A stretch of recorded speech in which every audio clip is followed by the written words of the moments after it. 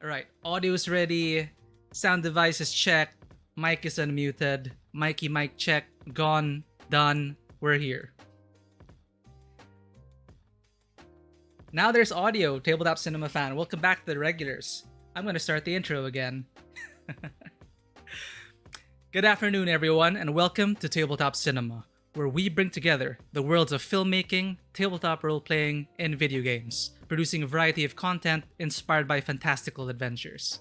I'm Mikey, a freelance film director, cinematographer, and screenwriter. I'm also a variety streamer on Twitch, and a game master for tabletop role-playing games.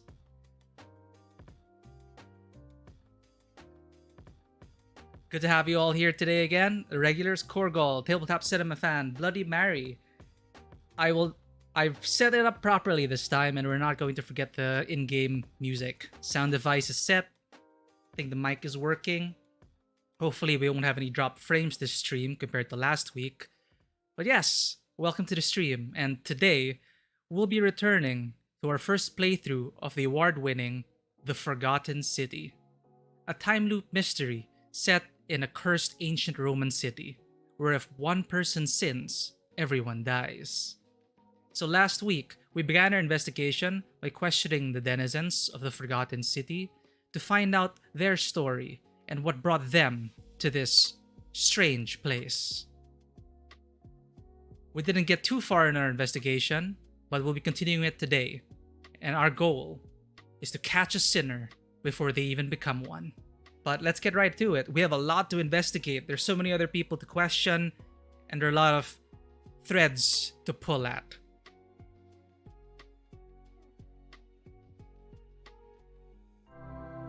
Now we're here.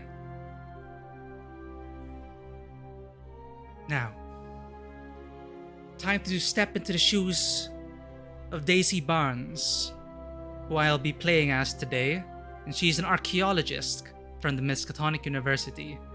How did she end up in this place? Who knows? She washed up on the side of the Tiber, and someone named Karen directed her. Where I literally fell into this hidden sanctuary.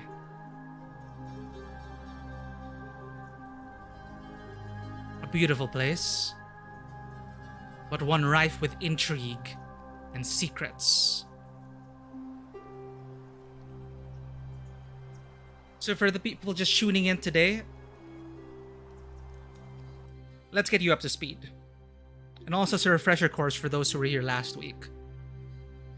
So, we are actually from the present time, and we learned that the magistrate of this city conducted a ritual to Proserpina, which actually pulled us through time to help solve this quandary that they have. Now, you see, this city is bound by the Golden Rule. And what is the Golden Rule? Simply, if one person commits a sin, everyone dies. So it's a form of collective punishment, which has actually, in a way, led to a peaceful few years for these people. But now things are coming to a head.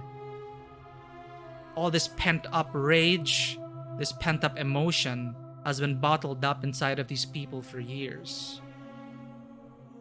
And it's not sustainable. So the magistrate, fearing that someone was going to commit sin, conducted this ritual, brought us in, and has asked us to help. And our goal is to create a time paradox. Now, I'm always wary of time travel narratives and all that because look, as it is, if we were to create a time paradox, then that means he would never have conducted the ritual, and it just kind of, what will it really solve? Right? But currently, that's what we're going for. We're going to try to create a time paradox. We're going to try to catch that person before they commit the sin. We've been digging into the past of a lot of the people here, and we've gathered a lot of leads. There's so many threads to pull at. So many stories to uncover. But with time on our side, hopefully, we're going to be going through these leads, learn more about the denizens of these people, uncover more secrets, which will hopefully lead us to the true culprit. So far, asking the people about how they ended up in this place, there was one thing in common. All the people I've talked to actually fled from the burning of Rome. That moment in history with Emperor Nero. Another common thing was that they found themselves in the Tiber River, one way or another, and then there was this gap in their memory, and they awoke here, in this place, where they've been living since then. There's supposed to be no way to exit. People have tried and people have failed. In fact, there are rumors that someone is going to try and escape, which apparently is considered a sin by this unknown god who keeps this city hostage. The Golden Rule is a real thing, and so far it seems like it wasn't implemented by man at all. That's something we'll have to learn more about. But we have experienced it firsthand when an assassin came in believing that I was one of the cultists who fled here from Emperor Nero. An assassin sent by Emperor Nero.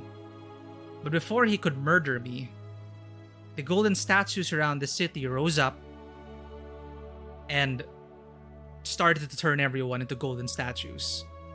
Hence the Golden Rule.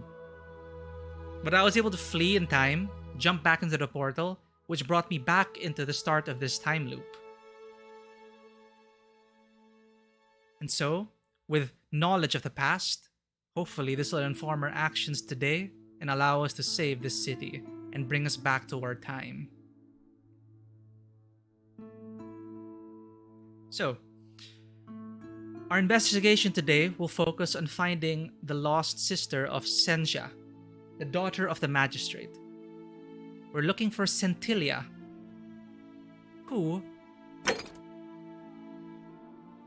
Sentilia, the Magistrate's youngest daughter, has disappeared in mysterious circumstances. But how does someone go missing in a city with no exits and no crime? What we've learned so far about Sentilia was that she had a secret lover, and that she left a note in her bedchambers, which apologized for her sudden disappearance. She was apologizing for her sudden disappearance. So, it seems that she fled with this lover of hers. But as far as we can tell, if she's able to find a way to escape, that could mean the death of everyone. So we're going to try and find Sentilia today. And our current lead on this is asking Iulia. Welcome to the stream, Candy M. Huang, Mom. Hopefully it's not going to drop frames today. Hopefully our internet holds up. But yes, we're going to be pulling on this thread. There's so many threads to pull through. Today we're going to be talking to the rest of the denizens we haven't spoken to. There are more than 20 of them to get through, so that's going to be a lot.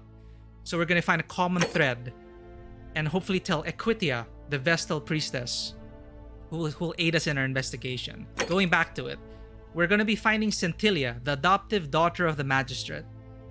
Because if someone tries to escape, that'll put everyone in danger. What we know about escaping, everyone keeps pointing towards... I'm armed, by the way, with my trusty physical notepad and my pen. Taking notes here. So far, people keep mentioning this person called Aurelia. Aurelia, who it's rumored to know... The rumors are saying that Aurelia knows a way out. Quite dangerous. Obviously, people aren't very open about speaking about escaping, right? So hush hush. But Aurelia is someone we'll have to look for. Because if we can find her and convince her to tell us how one can escape, perhaps it'll lead us to Sentilia, so we can stop her in time before she breaks the Golden Rule. As for the Golden Rule, it brings up a lot of questions, right? Yo, Munchworks, Munchwork says, I'm here because Tabletop Cinema fan recommended you. This looks pretty interesting. Reminds me of watching my dad play Baldur's Gate. Welcome, Munchworks, and thank you, Tabletop Cinema fan, for being a true fan. And introducing me to Munchworks. Welcome to the stream, Munchworks. Yeah, this is part 2 of our investigation. And man, you just mentioned Baldur's Gate. Flood of memories right there. I was too young to experience Baldur's Gate, but my brother, I remember sitting beside my brother, watching him play all those classic computer RPGs. Baldur's Gate, Icewind Dale. And when I was old enough to play these games, I actually got into Neverwinter Nights. That is my first CRPG that I remember playing. I don't remember much of my childhood. But yeah, thanks for tuning in, and hopefully this will be of interest to you. If you haven't heard about the Forgotten City before, the Forgotten City is actually began as a Skyrim mod. And it racked up millions of downloads. I never heard of it. I dropped off Skyrim a few months after it was released. But the Forgotten City was a Skyrim mod, and it was so popular that they went standalone and released this game today. And apparently their writing received a National Writers Guild Award. And so far, based on my conversations with the denizens of the city, the writing's held up.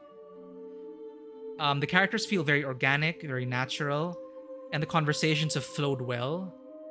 And I'm just excited to uncover the rest of the mystery. Anyway, we're investigating and chasing up some leads. And today, thank you, this wholesome energy just, I guess, comes naturally. My mom's on stream right now. I'm gonna thank her for that wholesome energy. What is a sin? That's what we've been trying to discover over time. Because who defines these rules?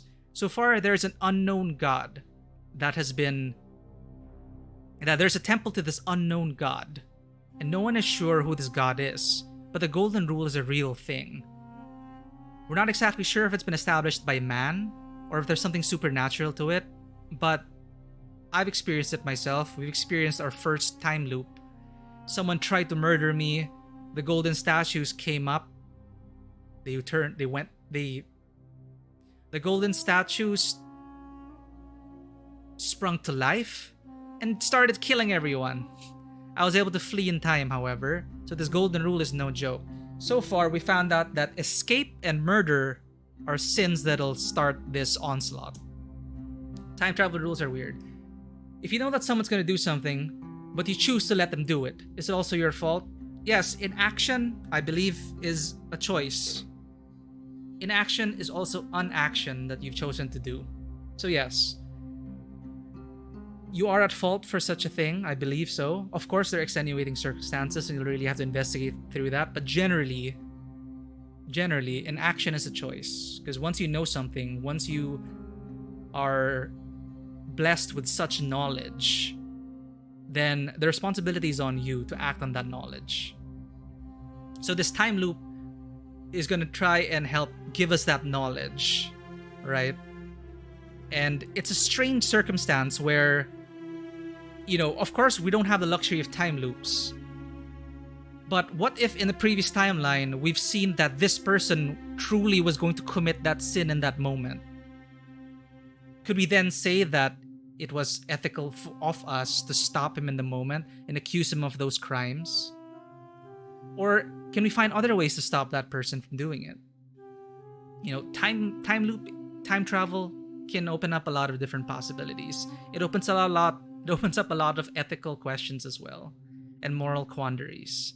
But again, there's a lot to investigate today. We don't have much time. Welcome to the stream, everyone. We're gonna try and find Sentilia. So here's the complication. The last person who knew about Sentilius' escape was Iulia. Now, for those who were here last stream,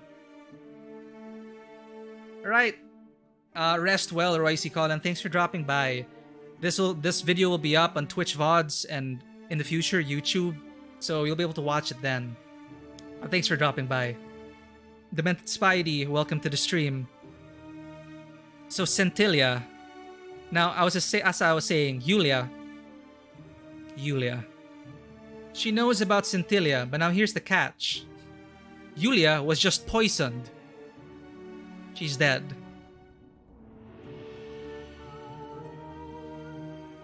Dying gasp. To save Iulia, we'll need Silphium Resin. Now, here's another problem. The only person in the city with Silphium Resin is a money-grubbing merchant named Decius, who actually withheld selling the Silphium Resin to the priestess, which actually indirectly killed Iulia. But apparently that wasn't a sin on his part, because I guess he lawfully put a price on Silphium Resin due to supply and demand. Again, these questions of what is a sin, right? Decius could have given the priestess the Silphium Resin and saved Iulia's life, but he didn't, because he was charging, I believe, 10,000 denarii, a ludicrous amount. Nobody could afford that, and so Iulia wasted away and died. Another thing about Iulia's death, Iulia was supposedly poisoned? By who? And why hasn't everyone died yet? If this truly was a poisoning, if someone truly murdered Iulia, why hasn't the Golden Rule taken effect yet? Is indirect killing something that isn't seen by this unknown god? So we have something to consider here. We cannot afford the Silphium Resin. We only have 675 denarii. But what we did learn was that we actually keep our items from the past. So I'm considering now stealing that Silphium Resin, trying to escape through the portal, restarting to going back into the time loop, and hopefully the Silphium Resin will stay in our inventory. So this is a bird's eye view of the Forgotten City. People here living a life with no sin and no crime.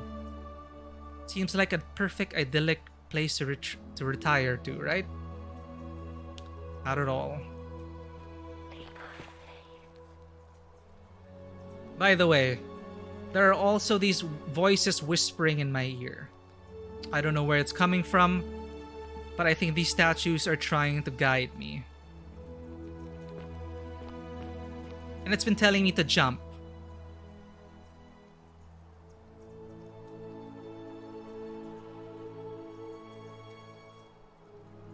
The voices are helping me, Bloody Mary. It's telling me to jump. So I shall jump. This voice has saved me in the past. I trust this voice. By the way, oh, there's so many things to catch up on. But there's also another interesting detail. Not only do all the people here share a common story about 1, fleeing the burning of Rome under Emperor Nero, 2, falling into the Tiber River, 3, washing up into on the side of the Tiber River.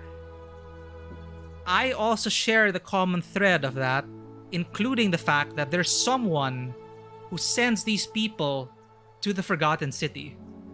For us, in the present, which was 2,000 years from this date in the city right now, a person named Karen, a mysterious person named Karen, who fished me out, saved my life, and directed me to this place in the guise of finding her friend Al. Karen wasn't very forthcoming with details. We don't really know much about her, but it falls in line with the common story that the people have here, that they fell into the Tiber, they have no recollection of waking up in the city, and someone directed them to the city. Karen wants something. What is that thing? We'll have to find out. So this game has multiple endings, and I'm actually curious what ending we're going to get. The voice is telling me to jump, so I will jump.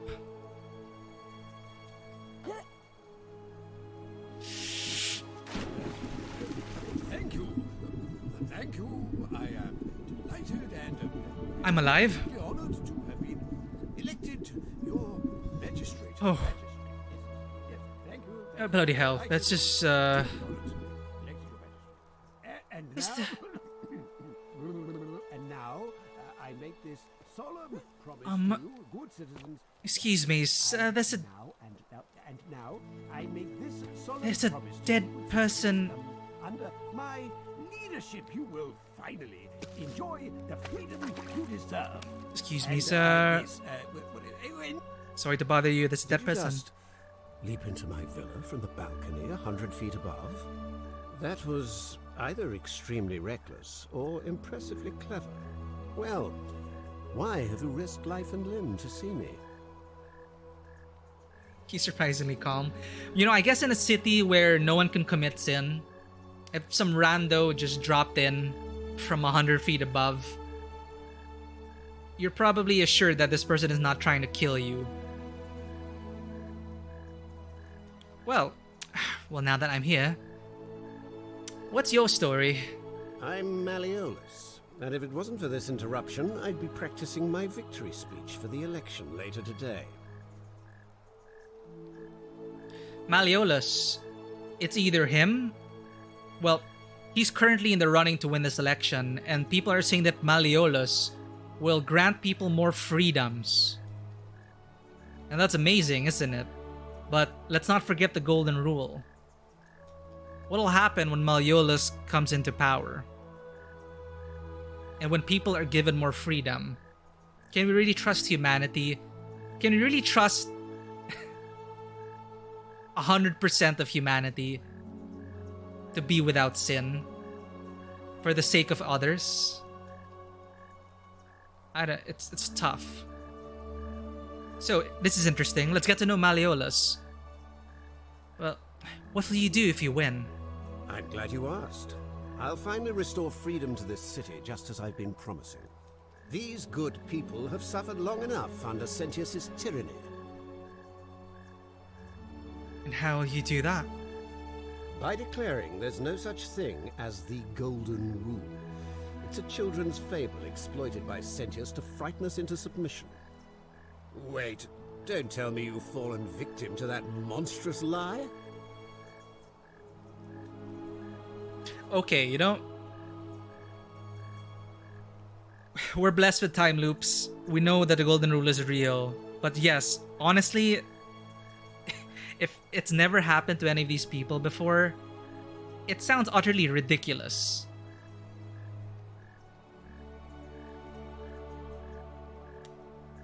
But what can I say?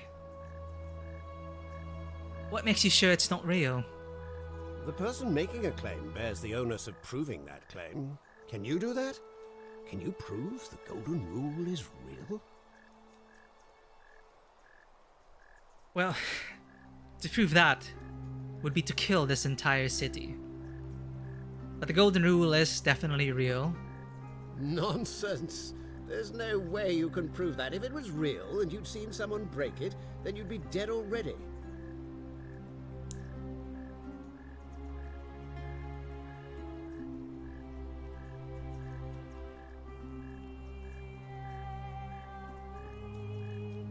Even if I can't prove it, if I'm right, then accepting it will avert disaster. If I'm wrong, then accepting it will make the city a better place.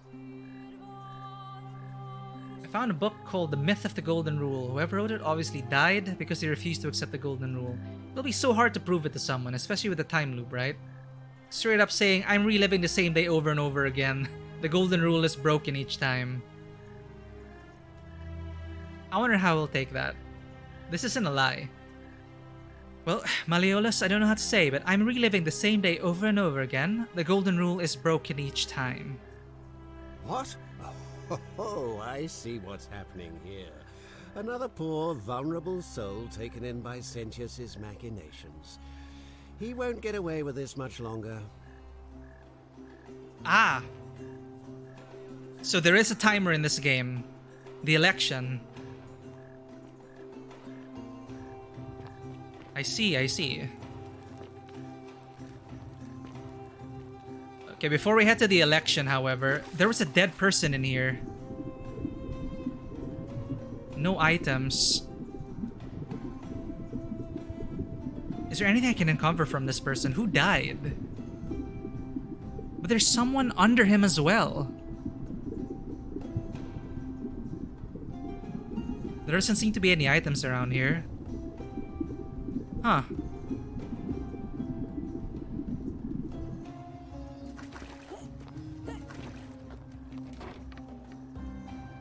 Hey. Did he lock me inside?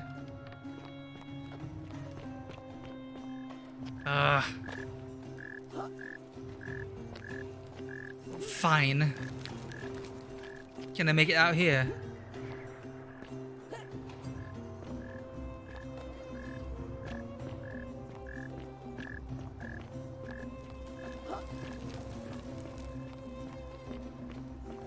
Malleolus just locked me inside.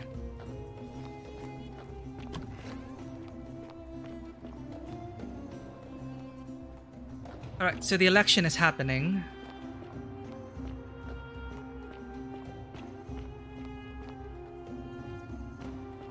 But where?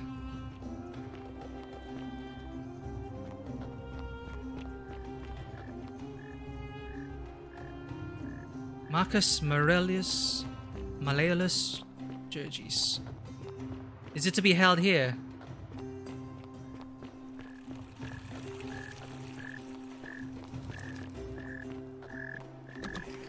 No, that's the Magistrate's house.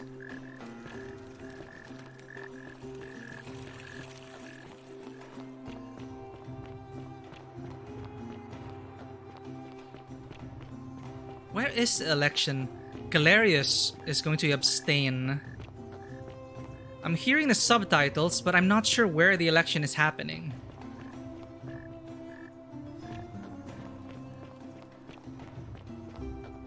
Oh, here. So Malleolus will win. Hail, Magistrate Malleolus. I said, hail, Magistrate Malleolus.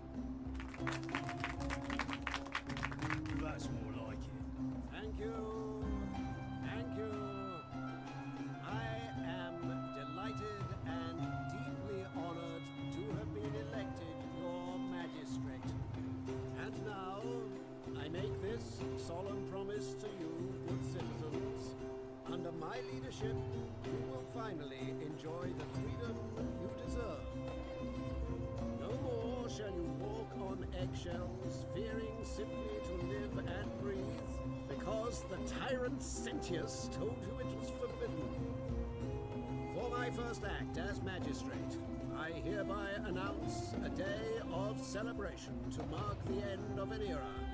The myth of the Golden Rule is no more. The Golden Rule is real, you idiot.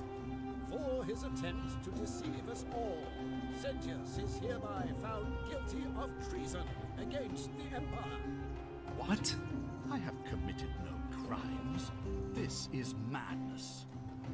His sentence: to fight for his life in gladiatorial combat against Domitius. Here and now for your entertainment. Everyone here is going to die. You have no idea what you're doing.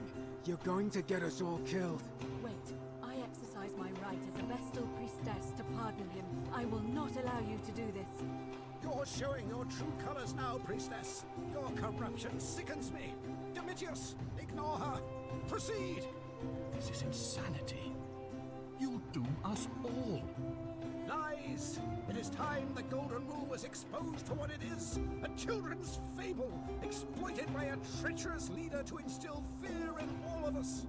This is why he's in his gladiator gear. They've been planning this all along. Shut up, all of you. The Magistrate has spoken. I'm going to enjoy killing you, old man.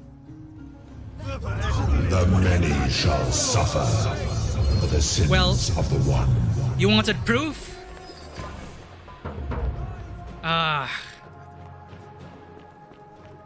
It's the statues. They're alive. Right, I have to get out of here. Which way?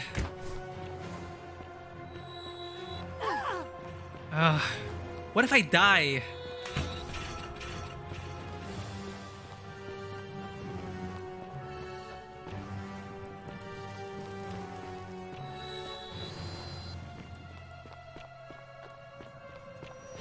Well...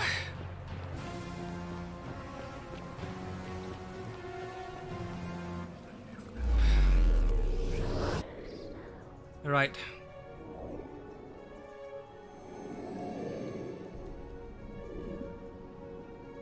Well, at least we know that works. So, we're limited by time then. The election is going to happen. Salve, friend.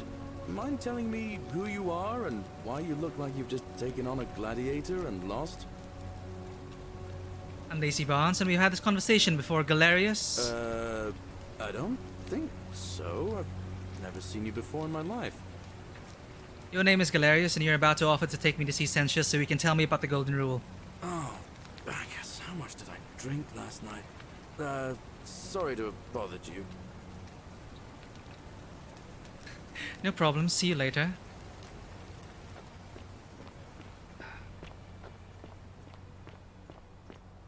Well, now we know what happens when Malleolus becomes Magistrate. Can't let that happen. Aurelia, is it? I was meaning to speak with you.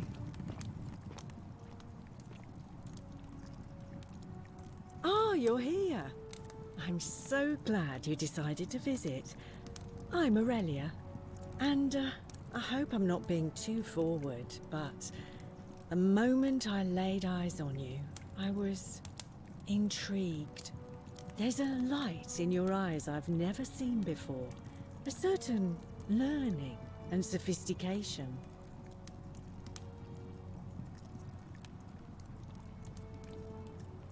Oh, stop it.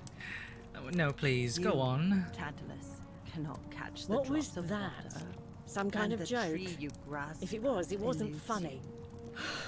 I take back what I said. Suddenly, I don't find you so intriguing anymore. Let's just forget that ever happened, so we can at least do business.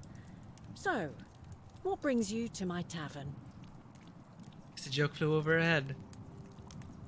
Well, Aurelia, I heard that you know a way out of here. But what's your story? Ugh, let it go. Nothing's going to happen between us. Okay, noted. I guess I should reciprocate that. Flirt back and get more information. Next time, Luke. Do you know a way out of here? You know, normally, I'd expect you to buy me a drink before asking if I want to get out of here.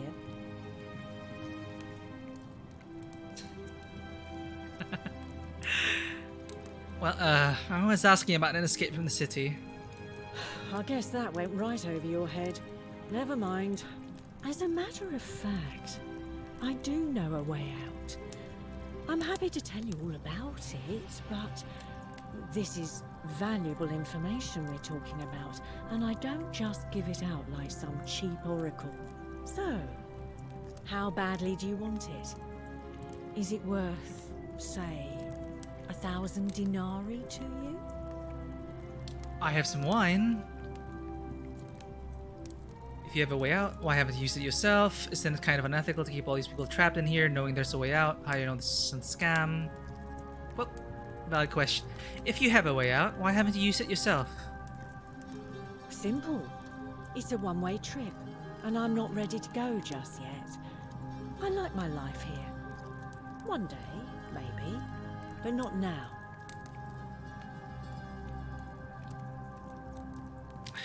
Isn't it kind of unethical to keep all these people trapped in here, knowing there's a way out? I think of it this way. I have something of value, and I'm willing to share it for a price. That's not unethical. That's just good business. Now, do you want it or not? You sound exactly like that merchant. Well, tell me more about what I'd be buying. Well, I can't tell you too much, or you'd figure it out for yourself.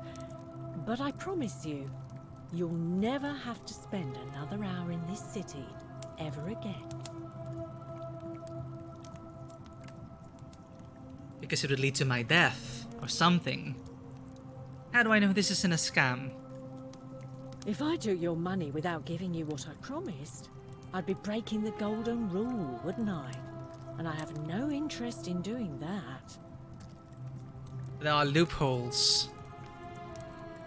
A way out could simply mean not necessarily a way out of this place, but so many ways to exploit that. I'll pass, thank you. What's the matter? Can't afford it?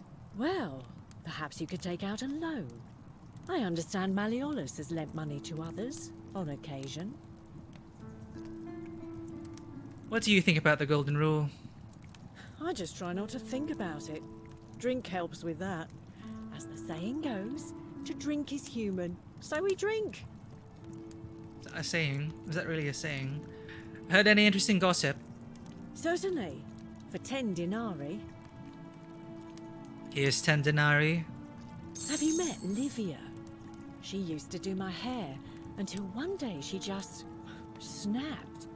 This place has that effect on people. Now, she just stands around, caked in filth, muttering nonsense to herself. It's a real shame. Now I have to do my own hair. Livia. What do we know about Livia? She started seeing patterns. I believe she also started hearing voices, much like we are hearing. But so far, this is interesting. Alright, Aurelia, here's another 10 denarii. I hear that if Malleolus is elected, he's gonna throw a small festival to celebrate, with entertainment and everything. Can't wait to find out what it is. You won't believe me, Aurelia? But that'll get everyone killed. Here's another 10 denarii. There used to be a midwife here, Livia, but this place drove her mad as a maenad. Said she could hear the statues whispering to her. Can you imagine? Fortunately for us, she locked herself in the palace weeks ago and hasn't been seen since. Good riddance, I say. That's something we know already. Livia, locked in the temple. Hey John Patrick G, welcome to the stream and thanks for the follow. You're just tuning in now. We're getting down to the we're solving a mystery right now, time loop mystery. Here's another 10 denarii, Aurelia. Sentilla, the magistrate's youngest daughter, went missing a few weeks ago, right out from under Daddy's nose. How can we trust him to govern a city if he can't even protect his own daughter?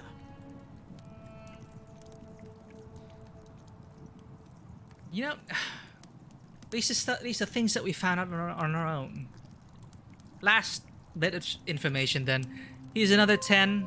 I heard Dacius has been offering a lot of money for a bow.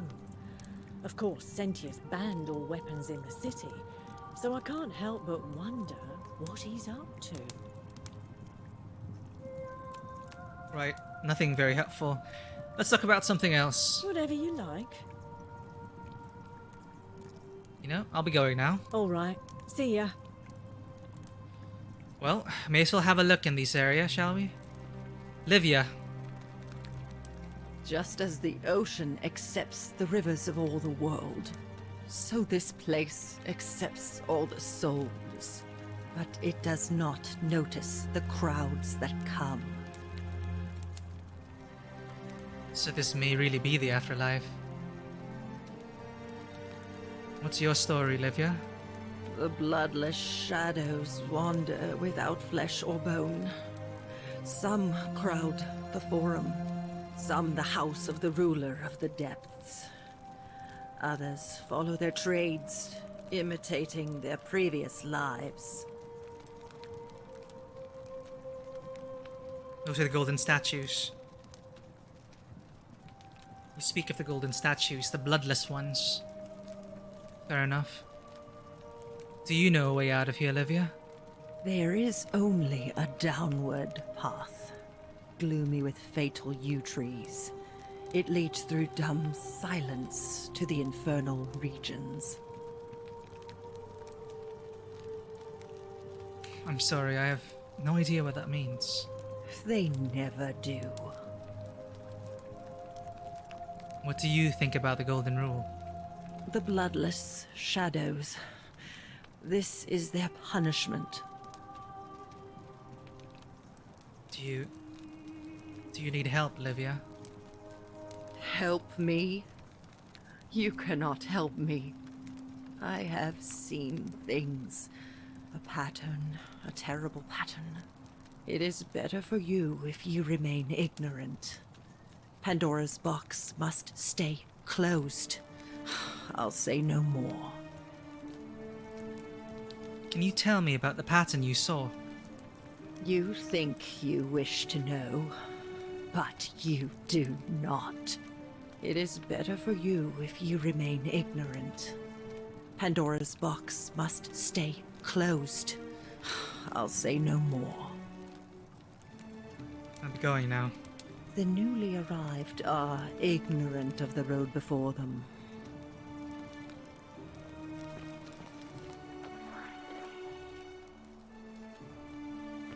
Hey, welcome back, Psyches. Here I am, once again, getting sidetracked. I said I would find Cynthia, the magistrate's daughter, and here I am, poking into people's belongings.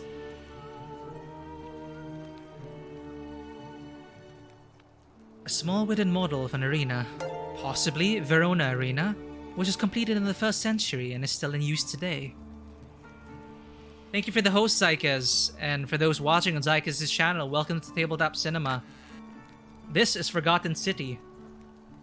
Time loop mystery set in a cursed ancient city in a cursed ancient Roman city, where if one person sins, everyone dies. And we are today trying to capture the sinner before that person sins.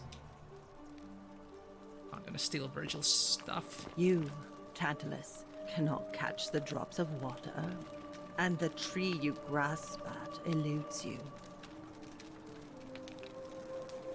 Tantalus.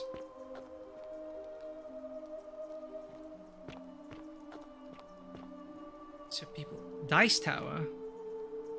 A metal dice tower designed to stop people from cheating when rolling dice. Clearly, cheating must be a problem among Romans.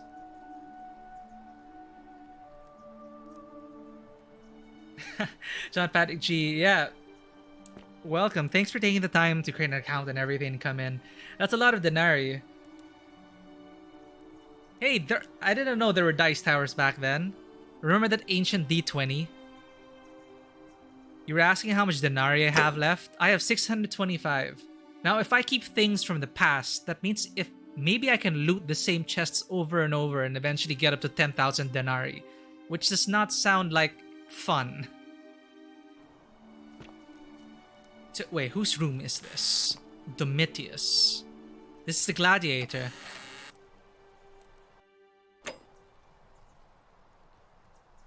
So he likes his dice games. And the rest of the slums, I see. So this voice has been giving me some hints. I've already seen these places.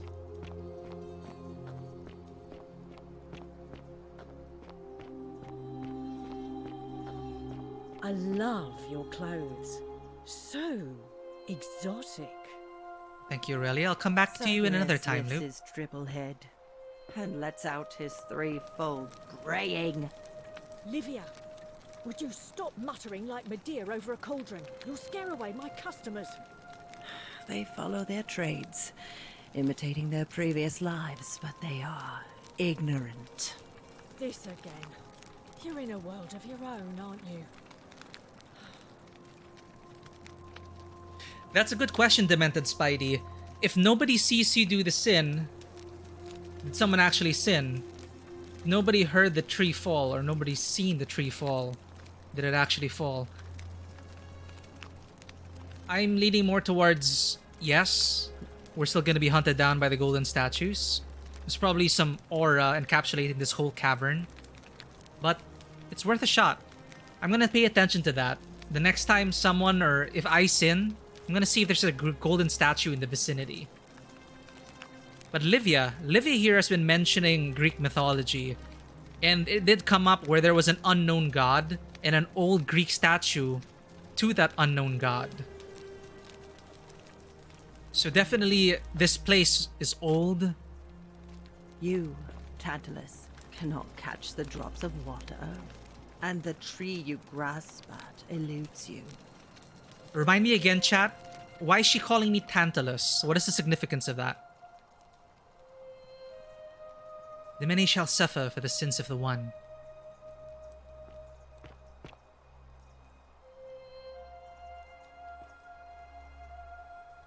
A fermented fish sauce used as a condiment. Whoever lives here must love this stuff. We found ancient patis, people. I love it. There's just a jar of patis here.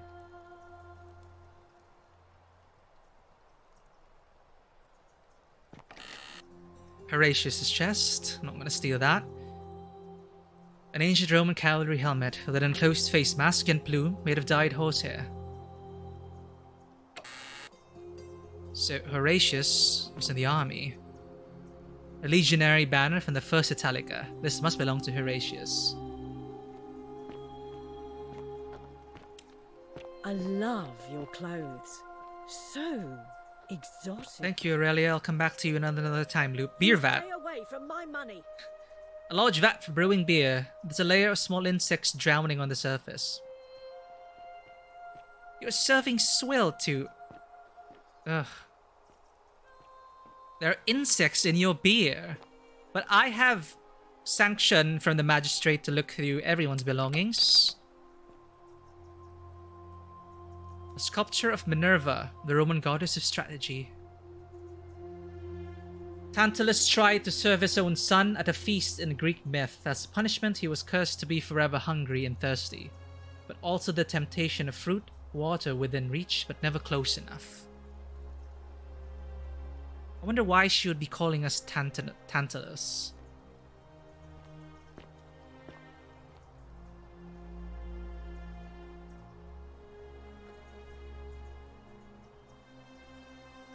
Alright, it's just dresser. Nothing out of the ordinary. Right, so we don't have much time. The election will be happening soon, so we only have a limited amount of actions per loop. So we should really make this count. Love. Unless you want me to slip some hemlock into your next drink. Get out. You really sending me mixed signals, Aurelia? Let the buyer beware.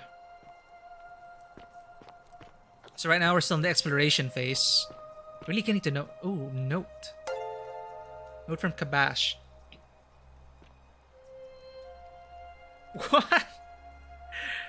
Korgol, thank you. You are the... This is the first donation. Captured here live, chat. Thank you so much for that donation, Korgol. We will find the sinner. We will. You have just made history. Thank you so much for that donation, Korgol. Whew. You were the first donation. And I'm feeling good about this day. I think we're gonna make some headway in the investigation, chat. Thank you again, Korgol. Thank you for being the first follower and now the first donation. Donor. First donor. Thank you so much. Kabash to Kabash.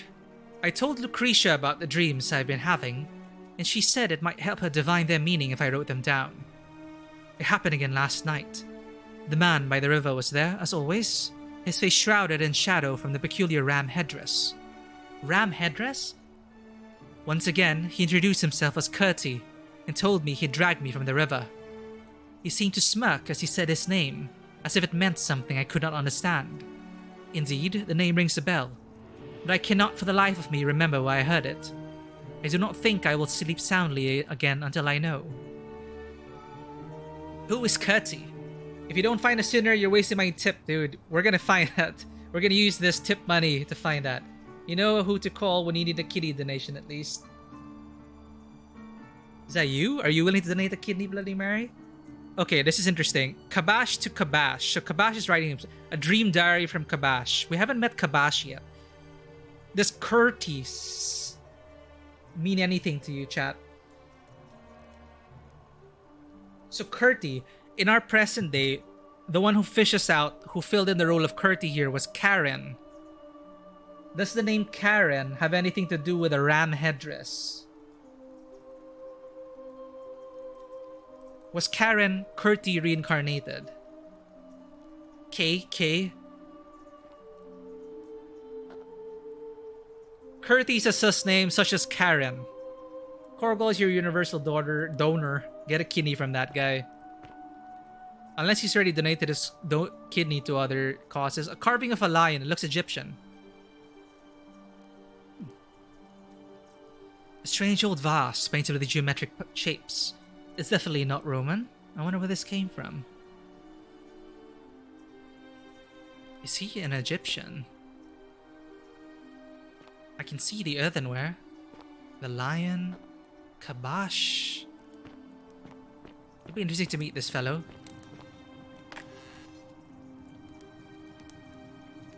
Oh, you bastard. We found him, chat. Alright, another thread that we actually had. Ask the merchant to inform for clues. Okay. So another lead we had was Curti is an Egyptian deity. Very well. Can I just say I'm so grateful that we have enthusiasts here of ancient history and Greek mythology on chat right now.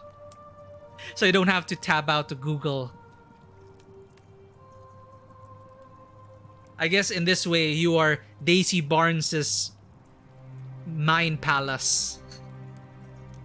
You are now chat with a capital C. So again, Virgil, the architect, is gay. And some people don't like that.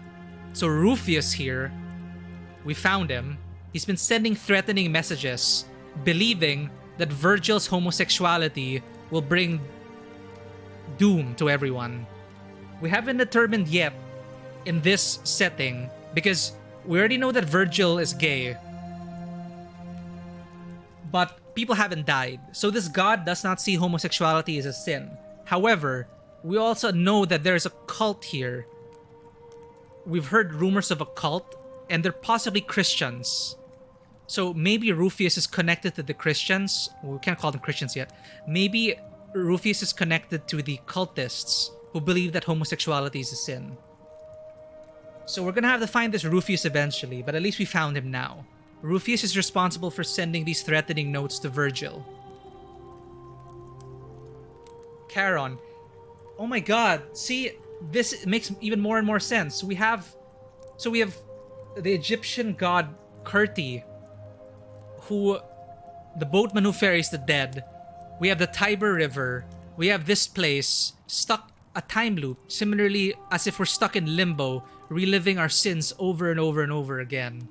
We have Livia, the one who's seen the pattern, and who is calling this the afterlife.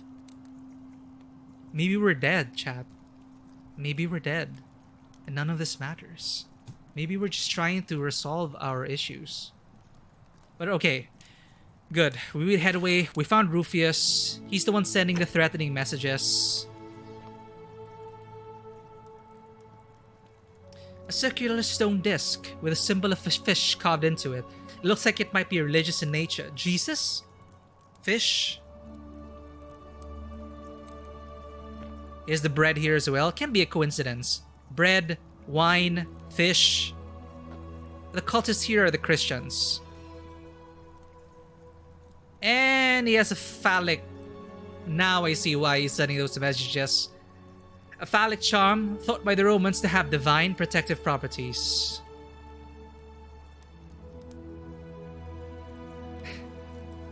For the people here who are connected to the Dragon Forge, we found the Cocken Stone, chat.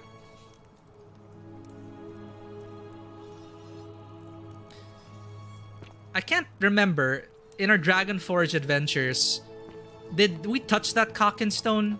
Did it give us protective properties or did it curse us?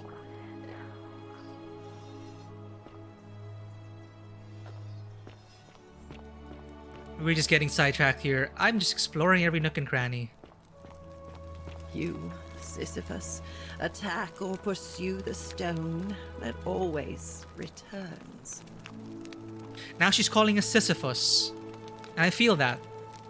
We're just rolling this boulder uphill, repeating the same 24 hours over and over and over.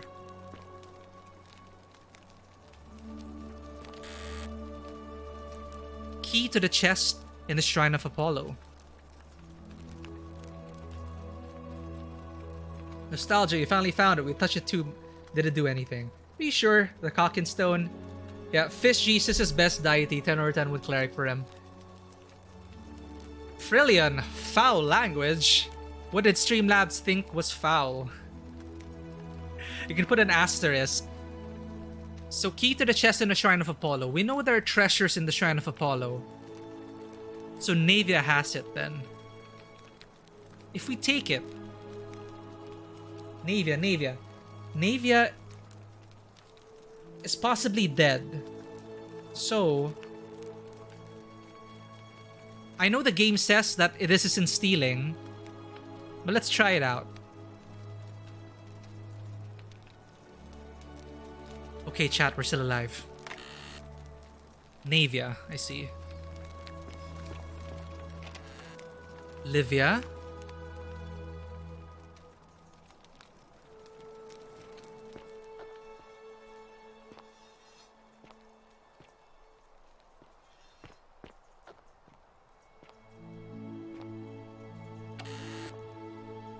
Lucretia.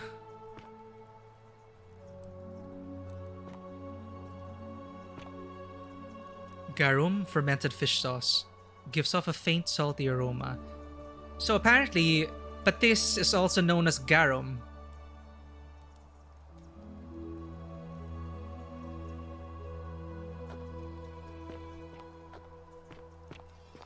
Might be embarrassing myself. Is fermented fish sauce, what is that for us?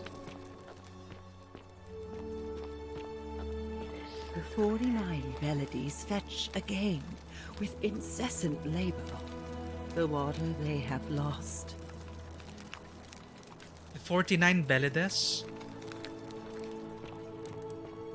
I really should have brushed up on my ancient history. Hey Small World J, welcome to the stream. Yes, patis. So garum is patis. And the Romans had it. Look at that, more garum. Someone loves patis here. Lucretia, I believe. Back on task, people. Look at all this. There's so many. No. Okay. Let's put our theory to the test. This is a hodgepodge of Asian cultures, pretty hard to know everything, so there must be hints in the game. Yeah. So, Demented Spidey, we've already established through some of the dialogue here that it's most likely that this city existed since ancient Greek times. And the Romans built over it. The temple up there is dedicated to an unknown god. It is currently locked, but there's supposed to be a treasure inside.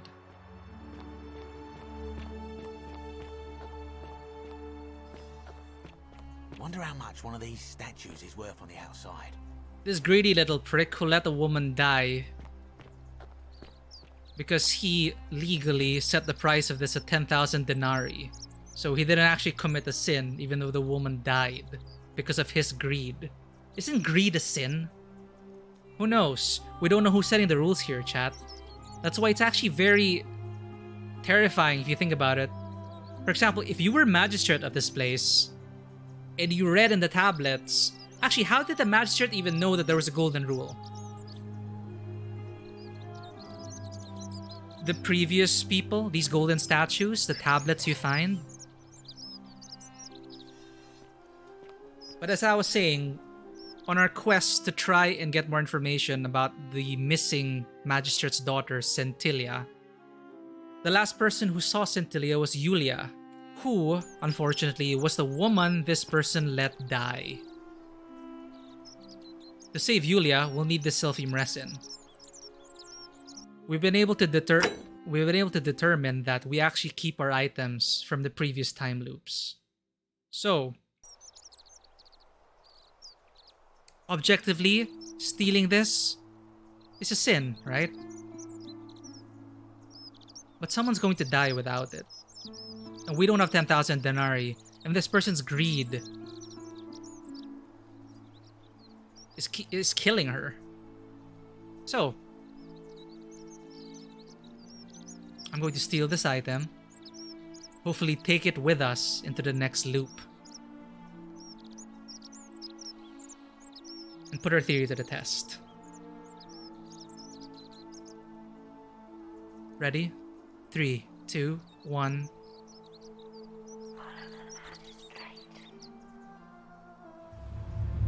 The There it many is. shall suffer for the sins of the one. I'm sorry, I'm damning this timeline.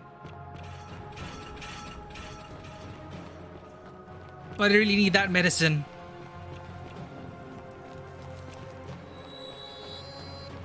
There's no way we can earn 10,000 denarii.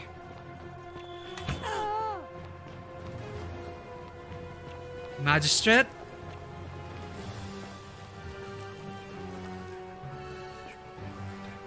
Oh, you're the one who sets the portal.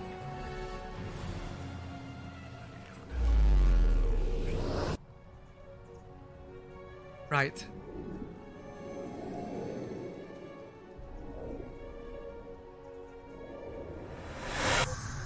So last week, we learned that this ritual, which has dragged us back into time, was actually conducted by the Magistrate himself, and it required a blood sacrifice.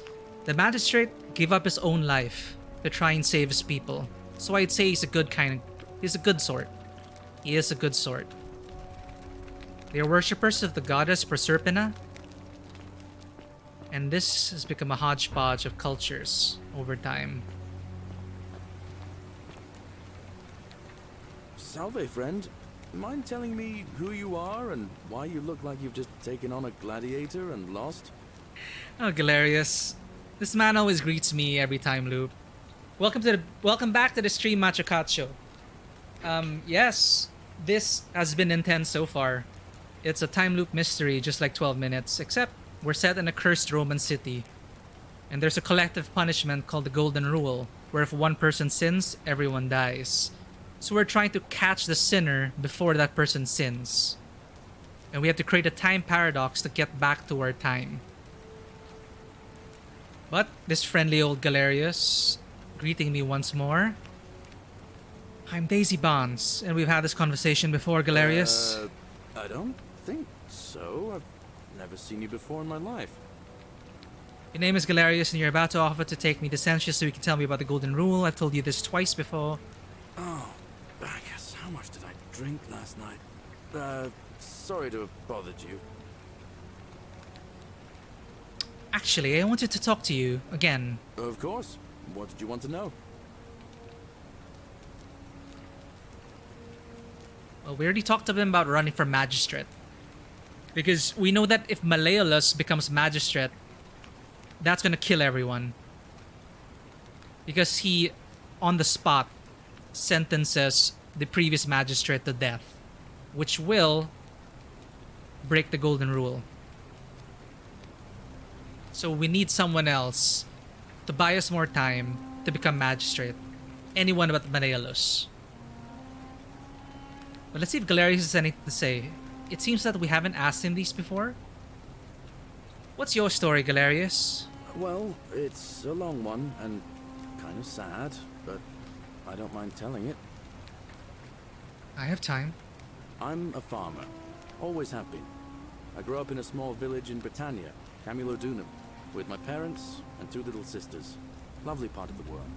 One day, when I was about 20, my father and I were in the top paddock, loading our cart, when some Roman legionaries came along, demanding produce for their men. My father told me to run into the house for his axe, and so I did.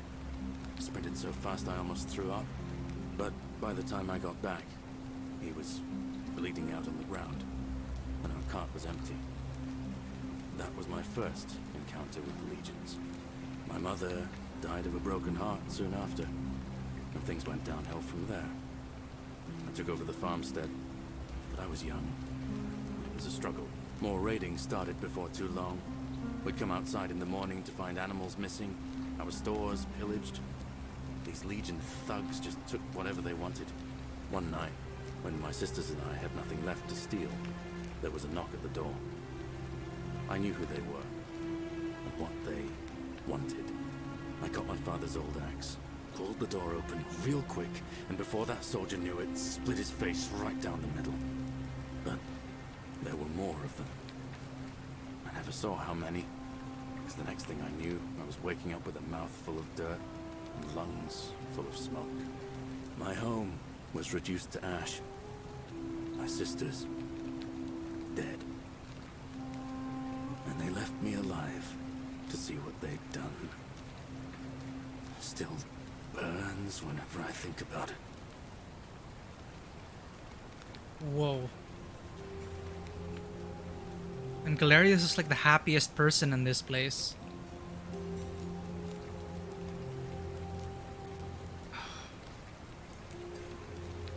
Yeah, you know, Korgel, the chat isn't appearing again. Streamlabs is on the fritz.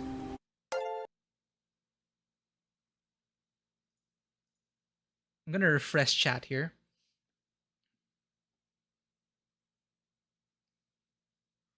There we go. Refresh chat. Now we can see it. Got it. What did I miss here? Oh, donuts. Don't do this to me. But holy crap, I didn't... Sorry to hear that, Galerius. I'm sorry to hear that, Galerius. Yeah, well, I wasn't the only one this happened to. It wasn't long before Boudica led thousands of Britons in a rebellion against the Romans. Unfortunately, there were just too many of them. And those of us who survived, they enslaved. So, then I found myself being transported all the way to Rome, to be sold to the highest bidder. I spent a few years working for my new master, learning the Romans' ways, Romanized my name and everything. Tried to escape a couple of times, but they always found me, and I'd just end up right back where I was. I'd probably still be there too, if it wasn't for the stampedes breaking out. You see, about 7 months ago, an enormous fire broke out in Rome. Everybody was running down toward the river, screaming and shouting. I'd never seen anything like it. Human beings acting like cattle. I got swept up with them somehow, and the rest is a blur. Next thing I knew, some stranger was dragging me out of a river. Stumbled across this place and started my life over again. That would be Kurti, and for us, Karen. What is the significance of the name Karen in ancient mythology? Well, I'm glad things worked out in the end. That's what I thought too, for a while. But it seems the gods aren't done tormenting me yet. See, I finally had my own farm again, safe from the grasping hands of the Romans. Or so I thought. Until Sentius the Decurion demanded I hand over all my produce. It's for the good of us all, he says. Only he takes the best bits for himself, of course. He even told me if I refuse his demands, I'll break the golden rule. I'm not sure I believe him, but then, what if he's right? So, it turns out our dear old Magistrate is no better than the Legion thugs who took everything from me. I'm right back where I began. But don't you worry, Nemesis is waiting. And he'll get his, one day. He'll get his. Forget I said that last part, will you? I get carried away sometimes.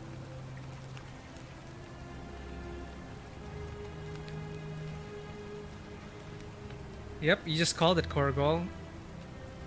I mean, he's been through a lot. And it really seems that, well, Sentius may be taking the golden rule a bit too far, using it as a shield for his own corruption. But sure, Galerius, I'm not going... You know, these feelings... They're yours, and I won't let the Magistrate know. Thanks, friend. I knew I liked you. Anyway, that's enough of me rambling.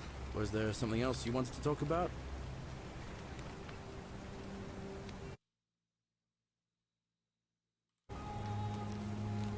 Do you know a way out of here? As much as I'd love to get out of here, the harvest's always more fruitful in another man's field, isn't it? But Scintilla, Sentius' daughter, went missing a few weeks back. Could be she found a way out. If anyone knows for sure, it'll be her sister, Sentia. But she'd never tell the likes of me. Galerius, I hope you consider running for Magistrate. I'll find a way to convince you. Because we can't have Malleolus win. Alright, see you around. Now, moment of truth. Did we get to keep the medicine. It's here with us, chat. We doomed the timeline. Did we doom a timeline? How does time travel even work here? What happened to the timelines we just jumped out of? You know, it's time travel. We can't think too hard about it. But important thing is we have the Silphium Resin and we can save Iulia. Come on.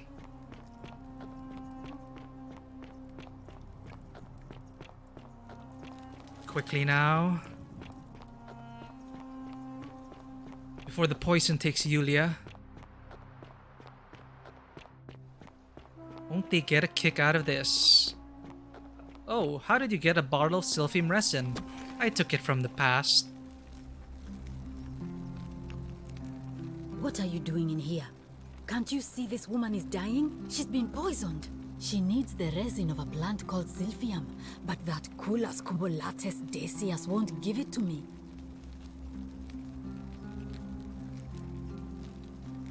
I have Silphium Resin. Here, take a little. What? Quick, give it here. Iulia, you need to swallow this. Here, let me help you.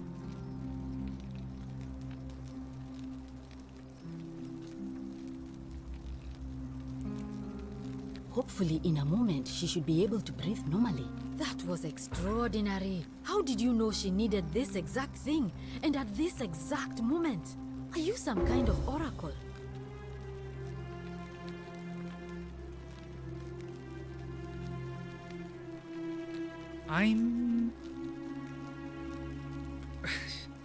You know, honestly, you wouldn't believe me if I told you.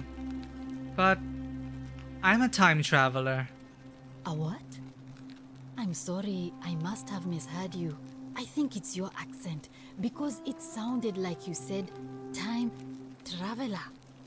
But whatever kind of traveler you are, that was like the gods hearing my prayers and intervening. You just saved a person's life, and you should be proud of yourself. She might even be able to thank you herself in a few moments. And maybe she can tell us who poisoned her, and who she meant when she was muttering about that snake's cruel black eyes. In the meantime, I'm happy to help you with whatever it is you need. We asked her these questions before? I don't think so, because in her original time loops, she was pretty distressed about Iulia.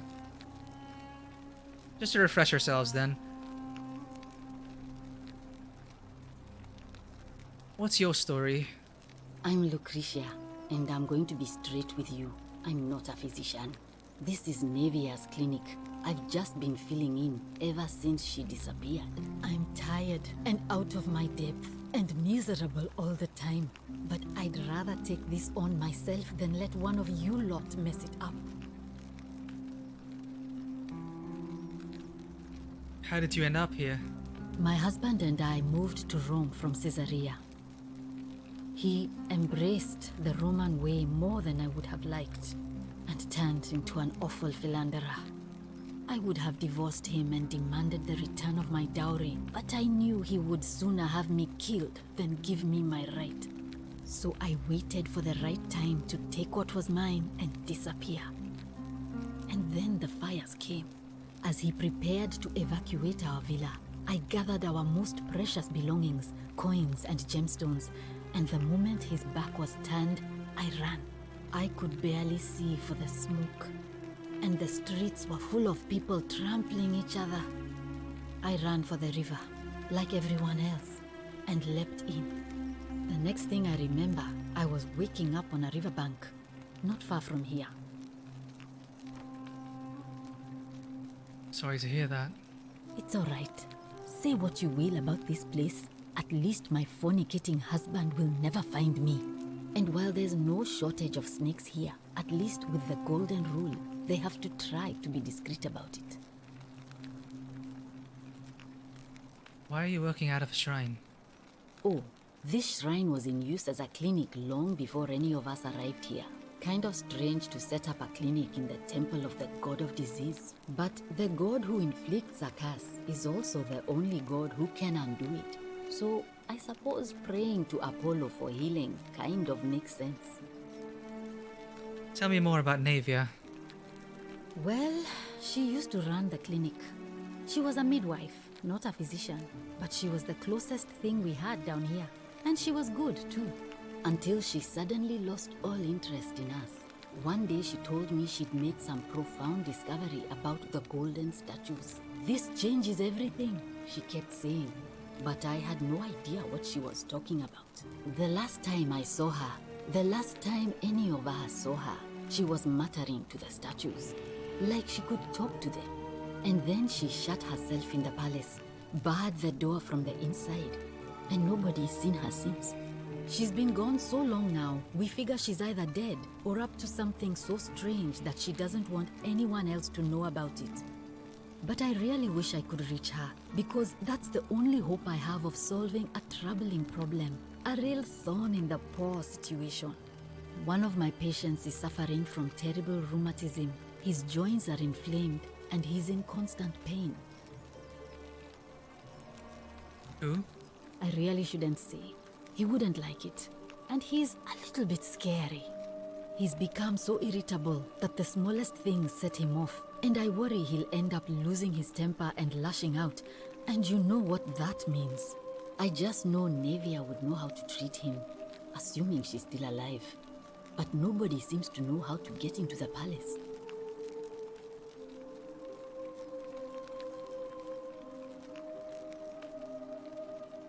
I have the key to her old chest. Perhaps I can find what you need in there. Really? That would be wonderful. Thank you. Let me know how you go.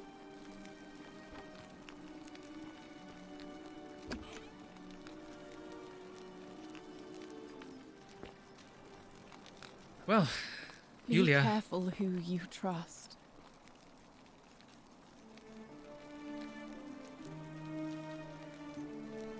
Oh, it's you. Sorry, I'm still a bit out of it. But thanks for trying to help me, I suppose. Was there something you wanted? Lucretia says I'm supposed to rest. I'm sorry, but I have a lot of questions for you.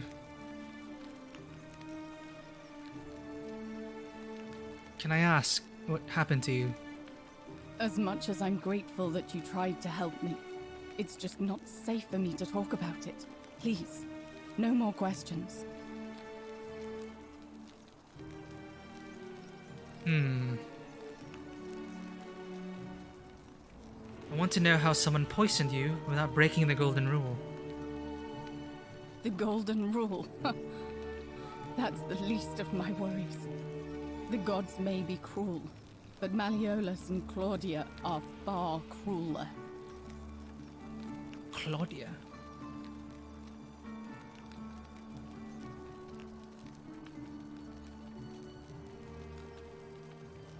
Is that who poisoned you?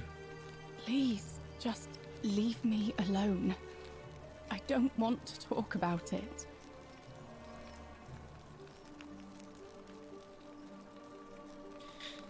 Iulia, I can't help unless you tell me what happened. Persistent as Nemesis, aren't you? I can tell you, but it's a long saga. I have all the time in the world. All right.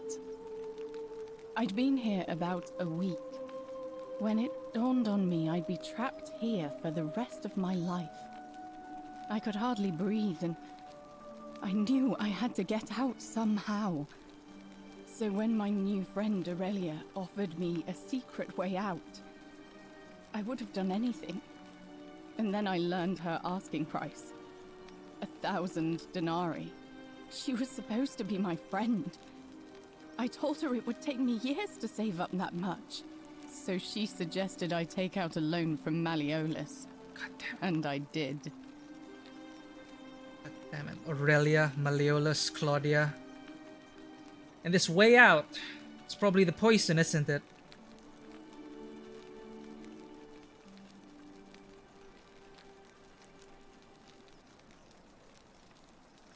And this didn't even break the golden rule. just exploiting loopholes.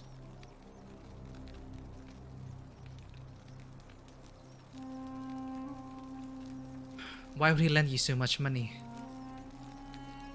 I had to sign an agreement saying I'd work off the debt over 30 years. But I figured I'd be out of here so soon it wouldn't matter.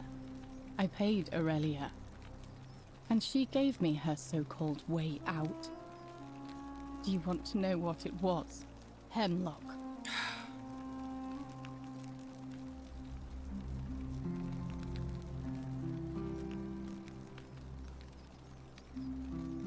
Oh no. Drink this, she said, and you'll be out of here in no time. Of course, I demanded my money back, but she refused. She pointed to a sign on her tavern saying, "Let the buyer beware." Then she just looked at me with those cruel black eyes and she laughed. She immediately told Malleolus I'd tried to escape without paying him back. Only, he didn't seem upset or surprised at all. In fact, he just thanked her. And that's when I realized the two of them had planned the whole thing from the beginning.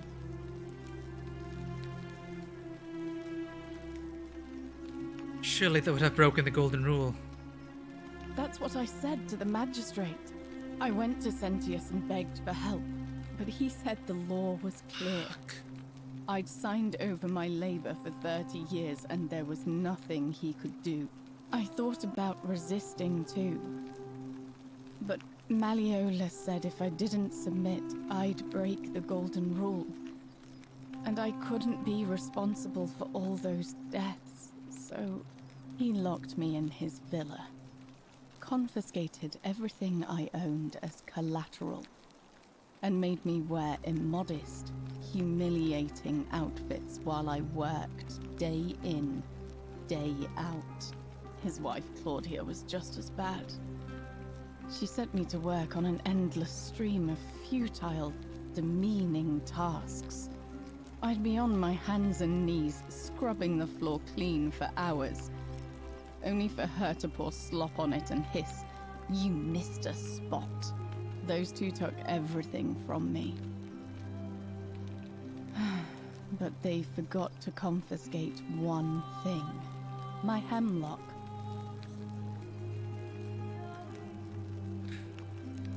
I see. I just wanted it to be over. But it seems I messed that up too. Should have drunk all of it. I'm so sorry to hear that. I brought it on myself. I trusted one of the most callous human beings I've ever met, and tried to swindle the other. I don't know how I could have been so stupid. So what'll happen to you now? When I've recovered, I expect their thug Domitius will come for me. He'll escort me back to their villa, and I'll be right back where I started. Only this time, I won't be able to lull myself to sleep at night with the thought of a permanent solution. Honestly, it would have been better if the poison had been allowed to run its course. I'm sorry. Can I do anything to help? I doubt it. It seems this is the fate the gods have chosen for me, for trying to escape. At least until someone breaks the golden rule. Huh. Maybe it wouldn't be so bad.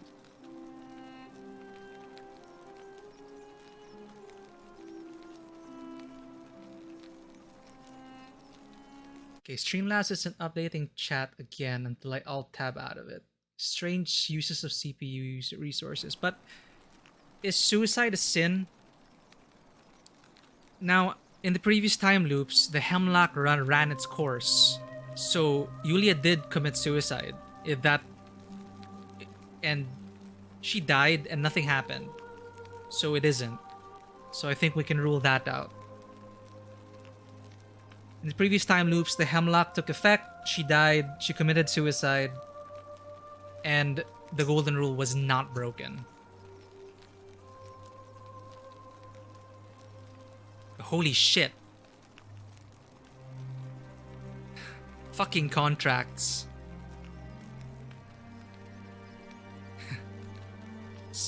Create a contract, have it signed. Totally fine. I have a better idea. How much would it cost to buy your freedom? Apparently not Demented Spidey. Because whoever established these sins, whoever God put this in place, we already saw first the merchant who raised the price to 10,000 denarii and let this woman die from the hemlock. That didn't break the golden. His greed didn't break the golden rule. And these people who drafted the legal contract and had her sign it, everything, I guess, was within the bounds of the law, within the bounds of the contract. And that all this mistreatment and everything was not enough to break the golden rule, even if they made her do demeaning activities and were utterly shitty towards her. So what are these sinners? Making them all turn into gold is probably a good ending. You're slowly turning them all sinners. Alright, what are we saying? In reality, every one of us has sinned. A part of us is a sinner. And there's no denying that. And it's about controlling that part of us. And learning to coexist with others. That we just don't tear the world apart. So yes, we're uncovering more about these people. Even more now that this Malleolus is an utter shit. And we can't let him win.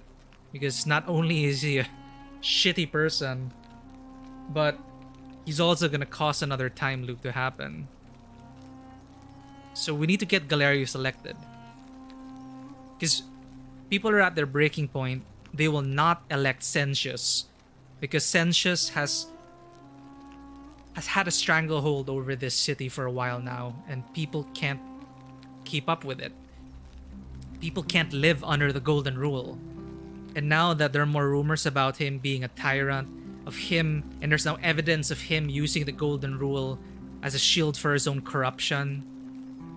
Because it's either, if someone says, if you don't follow this, you're going to break the golden rule. What do you really say to that, right? Especially if this is a person in power and an authority. Anyway, we've saved Iulia. We're gonna do as much as we can to prevent her from ending up with the same fate. But now I'm wondering, we're supposed to create a time paradox so that none of this is supposed to happen, right? And that I get sent back to my time. Because the way the game is currently going, actually, the Spidey, people from different eras, it's natural that their ideas of sin would be different. All the people alive right now, I think they're from the same era. They were all from the time of Nero. They were all there during the burning of Rome. So, I think they're all from the same era. Now, the golden statues, on the other hand, those are for the people from the past. And over time, they left messages. Those who came before left messages, left scrawlings on the wall, warning people about the golden rule, which is how I believe the current magistrate learned about the golden rule in the first place. So these golden statues were once people. I think we can be sure of that. We've seen it happen where people were being turned into golden statues after they get killed by the golden rule. So they are from the same era, I believe. But this isn't sustainable. As much as we would love to help all these people, as much as we can prevent everyone from committing sin within the next day, can you really keep this up for all eternity? I think these people need to be freed. Somehow. If there's a way to get rid of this golden rule and have all of these people pass into the next life, if this truly is limbo, if this truly is the underworld, the afterlife, it's probably the only solution we can find right now. Because I'd love to help all these people. All of these people are about to commit sin because of either out of desperation or out of just being morally decrepit. Every one of these people are about to commit sin. And we can stop everyone, but can we really stop everyone? Yeah. Your quest is to essentially preserve the status quo. I suspect there are various endings. Yeah, the game already made it clear that there are multiple endings. So I'm actually curious what's going to happen with our playthrough. Let's get back to it. Streamlabs once more. Not refreshing. Let me just refresh Twitch here, just to make sure that things are fine.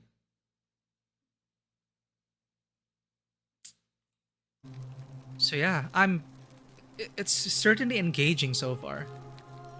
I have a better idea. How much would it cost to buy your freedom? A lot. But it doesn't matter. I made a suicide pact with Ulpius last night. He's in exactly the same position as I am. Malleolus and Aurelia set the same trap for him a month after they did it to me. He and I are in this together. He's probably already thrown himself from the bluff into Malleolus's villa by now. If so, I'd never be able to live with myself, knowing I broke my promise to him. That was Ulpius. Remember in the beginning of the stream where we jumped off the temple? And we landed into Malleolus's villa? So Ulpius did commit suicide. He did jump off. That was him at the bottom of the pond.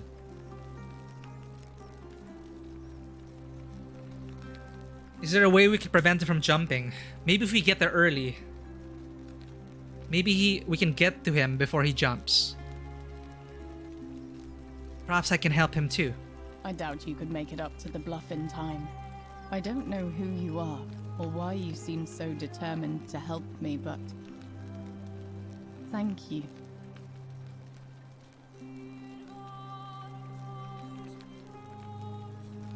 So many threads, so many quests. Everything's so entangled, and it's so exciting. I'll see what I can do. All right, but please don't take too long. Right. The objective we set for us at the very beginning of the stream before we got sidetracked by a lot of fun little details. Do you know anything about Sentilia's disappearance? No. I did hear from Ulpius that she disappeared.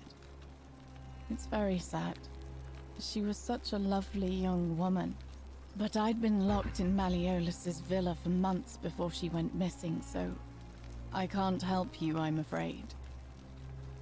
Wait. Ulpius. We heard a rumor that Ulpius possibly killed Sentilia.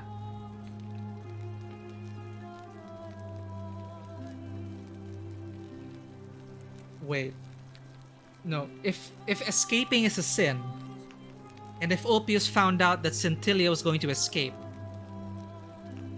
perhaps Ulpius then did kill Sentilia, but he didn't break the golden rule. Was it because he killed Sentilia to prevent her from escaping? Therefore the god thought that was a lawful right thing to do? So I guess in our investigation to find Sentilia, we'll have to catch Ulpius before he jumps. Fair enough. What's your story? You mean my life story? Oh, well, I grew up as part of a big family in Rome. Me and 3 older sisters. Our father found good husbands for my sisters, but I wasn't cut out for that kind of life. So he found me a job as a scribe for a prominent merchant. It was a good life for a while, until 7 months ago when the fires came. My colleagues and I worked desperately to try to protect our warehouse. We must have had 100 workers passing buckets of water, chanting prayers to Vulcan, but they fell on deaf ears. The fire was relentless, and it claimed everything and everyone. Well, almost everyone. My employer told me to grab what valuables I could and flee for the Tiber with the crowds. I remember diving into the river, and then the next thing I knew, I was waking up on the riverbank not far from here. You know what?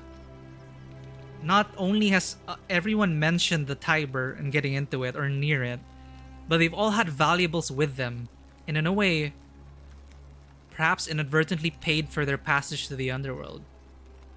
Paid it to either, who knows, either it could be Charon, Kirby, Curti, or Karen. I'm sorry to hear that. Thank you. But to be honest, sometimes I think dying in that fire might have been a blessing, given what's happened since. I understand. Do you know a way out of here? If that's your idea of a joke, it's not funny. Go away. I appreciate that. That was a bit of meta on my part, because I wanted to get as much information as I can from NPCs, right? But these people are real people. That was not the right time to ask her that question.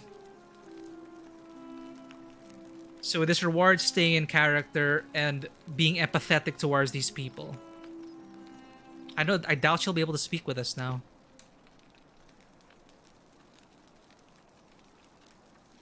I know what kind of person you are. Leave me alone. I appreciate that, game.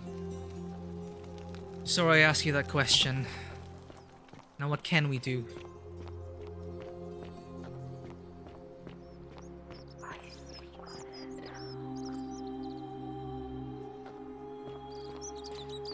That's another question about time travel, right, Korgol?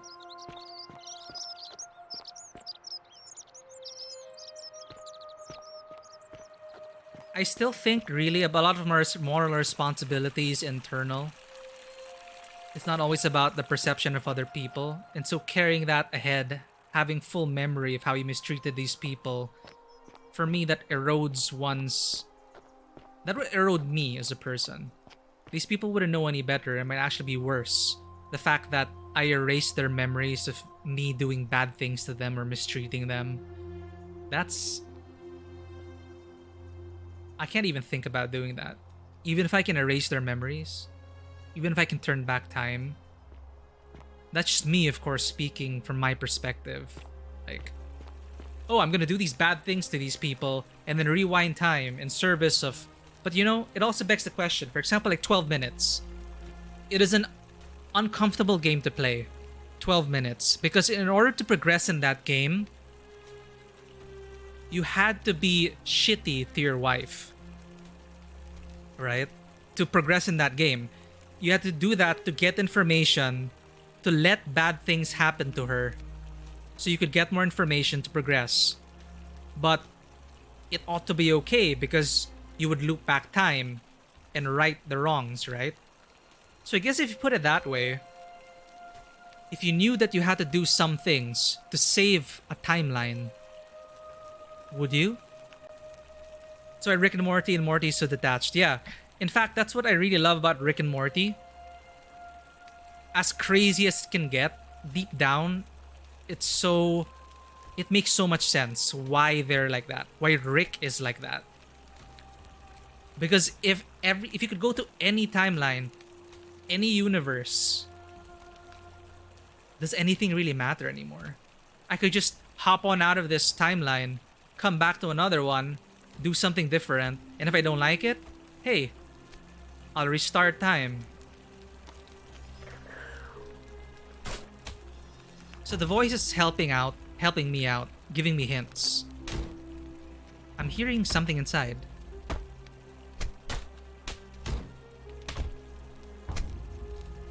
I'm locking myself in. Don't try to follow me. Nothing good will come of it. Livia.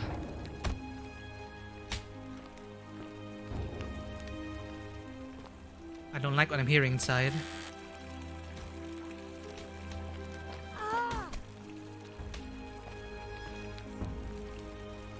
How can I get into the palace?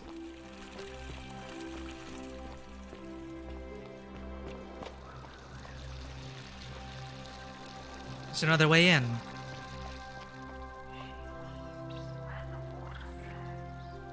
The statue just turned its head.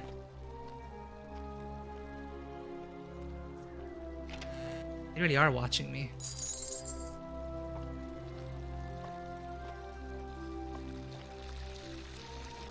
Doesn't seem to be a way around there. What about here?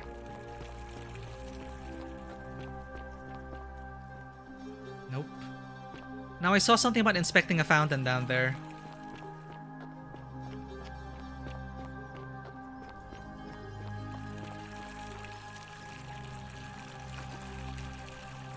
A fountain producing fresh water, which is coming from the aqueduct behind it.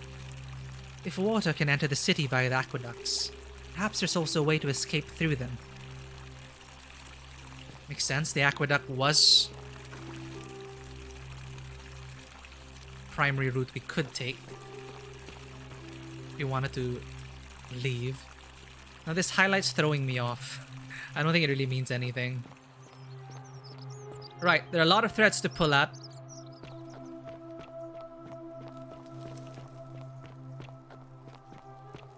Who haven't we talked to yet?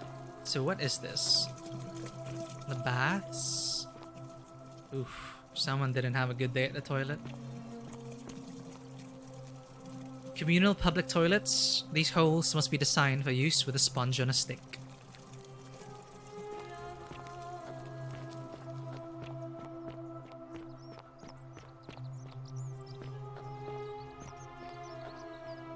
Well, look at that. Your Silphium Resin is still there. How'd you do? Decius. Right, so I have the key from Livia. Livia's treatment notes. Treatment for rheumatism is willow bark.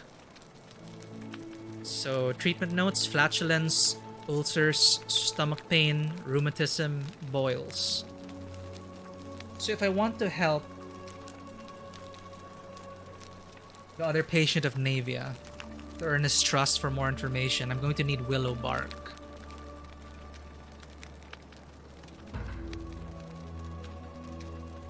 I could tell Lucretia. Feeling all right?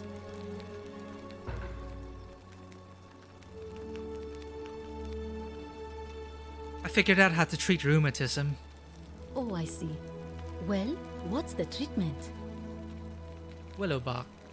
Willow bark. I should have known. It was under my nose the whole time. That's very helpful. Thank you.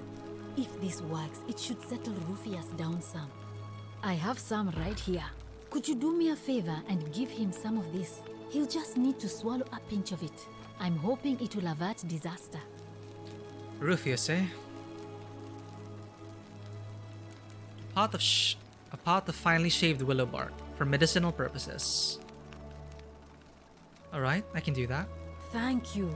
I'm really glad you arrived when you did. What do you think about the Golden Rule? A city without sin might sound good on paper, but whoever dreamt it up didn't think it through. Maybe it was an attempt to create some kind of utopia. But snakes like Decius will always find loopholes to exploit. And what can we do about it? Absolutely nothing. In some ways, we are worse off because we can't take the law into our own hands.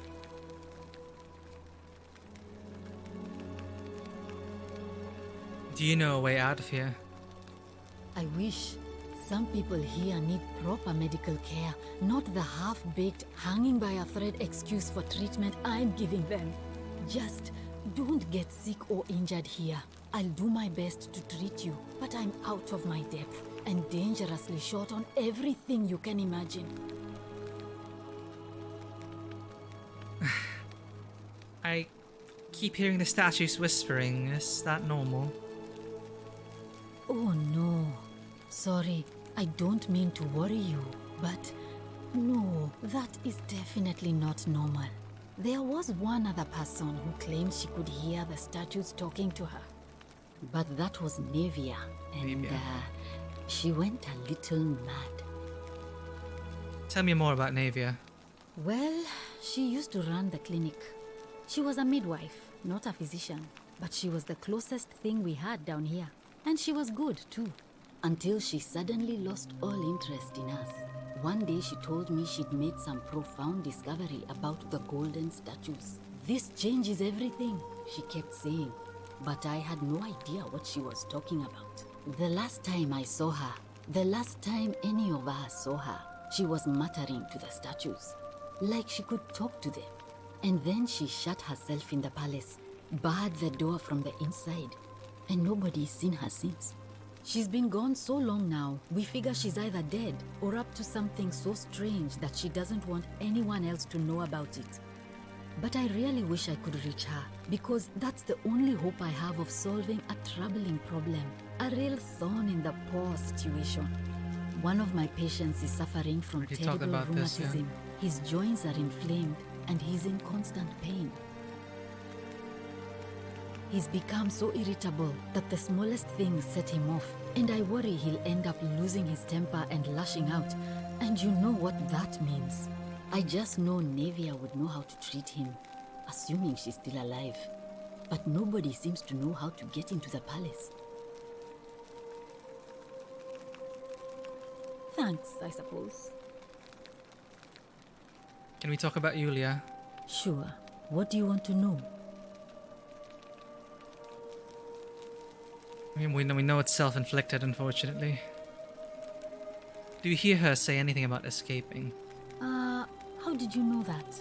Yes, she did mutter something about the only way out. A few times, Aurelia. But nothing more than that, I'm afraid. Let's talk about something else. Gladly. Hemlock was the way out. That's a shame. Thanks again for saving Iulia's life. Apollo smiles upon you.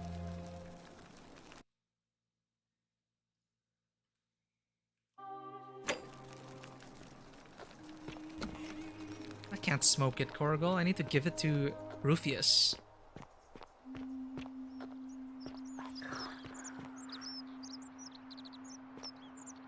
Thank you. Voices in my head. Sorry, voices of the statues. Ah, there you are.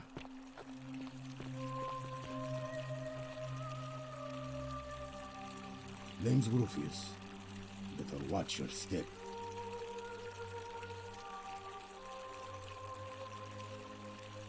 Rufius. Rufius is the one who was sending bad messages, threatening messages to Virgil. Shit. And here we are, trying to cure his rheumatism. Let's ring him. Let's ring him for information first. What's your story? No. Yeah, what's your story? Are you gonna talk about it? Can't talk long. Got to stay sharp, but family's from Seleucia and Tibis, Babylon province. But I've been roaming a long time now. Even joined the legions. The 6th. One they call Ironclads.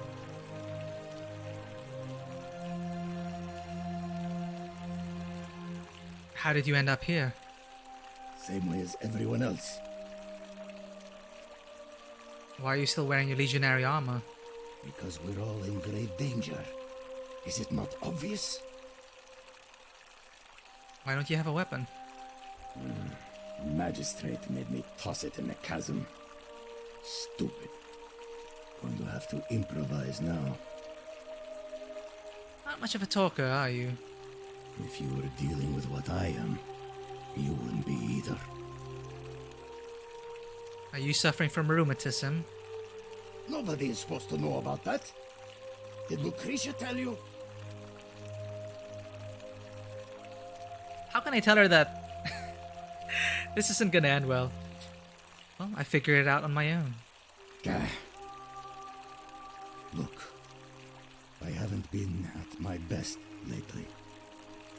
All my joints ache constantly, and the pain, it has a way of messing with your head. I get stirred up by things that shouldn't bother me, and then there's the statues, and my doubts about my faith. And I just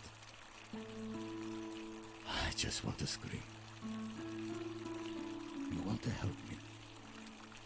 Do what Lucretia hasn't been able to do. And find me something. Make the pain go away. Until then, get out of my face.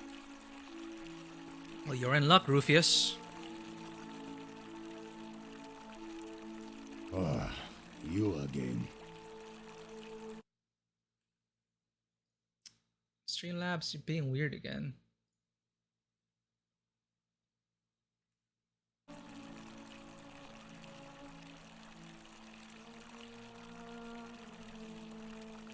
About your rheumatism.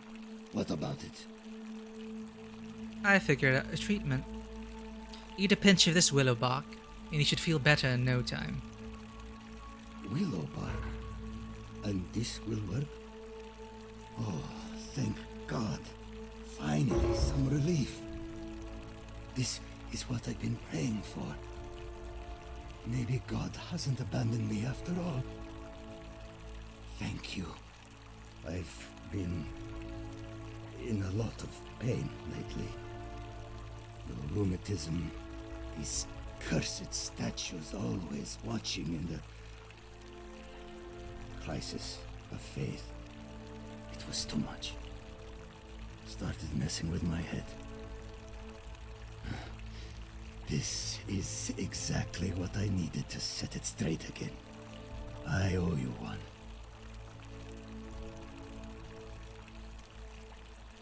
Before we get to the serious note of you sending messages to Virgil, do you know a way out of here?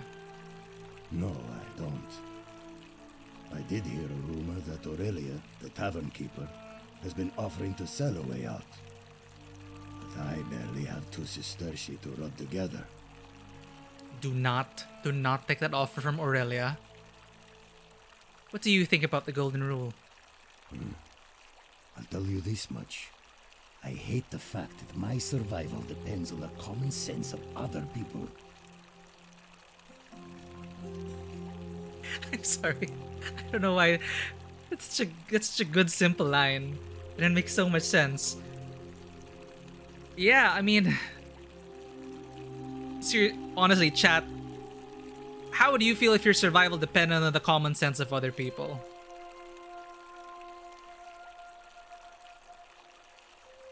Oh, what? I know the feeling. I've lived through a pandemic?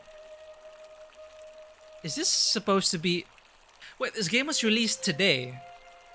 This game was released this week during COVID, so I don't know. Is this relating to that?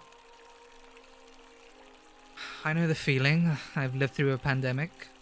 Then you know what I'm talking about. I mean, all these people just bumble along like nothing's wrong. Well, we're one bad decision away from being wiped out. Like the last lot of people who lived here. Seems like I'm the only one ready for what's coming. Whatever that is. And when it hits, it's everyone for themselves. You've been warned. Yes, we've heard that.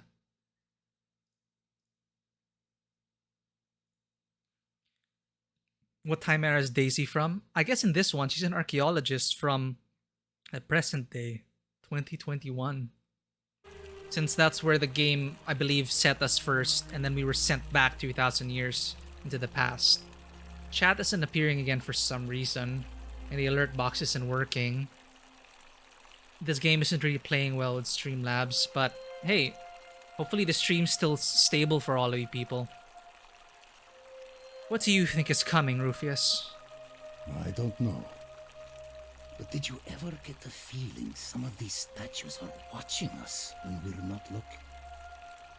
Like they're waiting for something. I don't like it. I think you're right. Is this a Thursday issue? I don't think it's a Thursday issue. I think it's a Streamlabs plus this game issue. We haven't had any other issues with the other streams, save for that time with Ghost of Tsushima. But that is more with my Elgato capture card. But I'm not sure why the chat keeps disappearing. I think it's because the resource manager here with the CPU usage. I think there's a bottleneck somewhere. GPU usage, CPU usage, and I guess it's just screwing up with my chat box. I'll just have to reload it. I don't know if this will even help. What if I switch to here? Here. Here? I don't know if the chat will appear again. And if you refresh it again. Hey Lanwi, welcome back to the chat. A jubla to you. We've resolved one lead so far, and there are so many leads to chase down. I think you're right. That doesn't help me. Rufius, who are you going to vote for? Malleolus. Not sure I trust Sentius. Couldn't even protect his daughter in a city without sin. How's he going to protect us? Anything I can do to change that? No. You said you owed me one, remember? Who do you want me to vote for?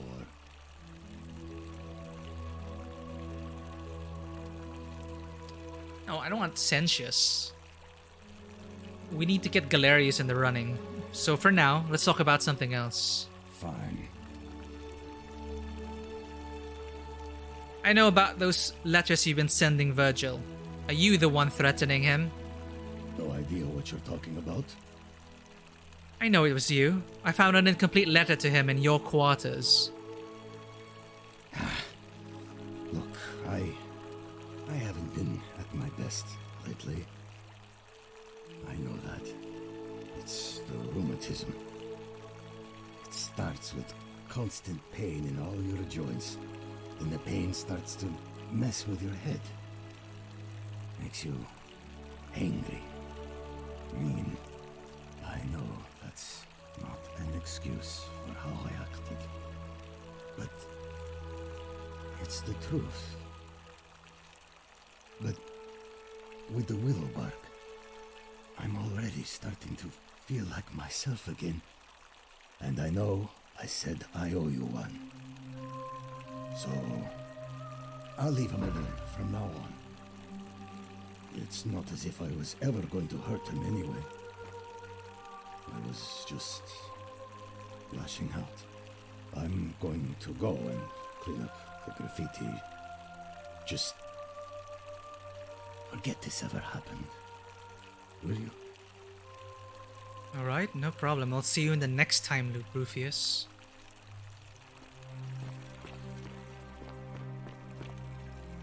I don't suppose you could help me get into this palace? No?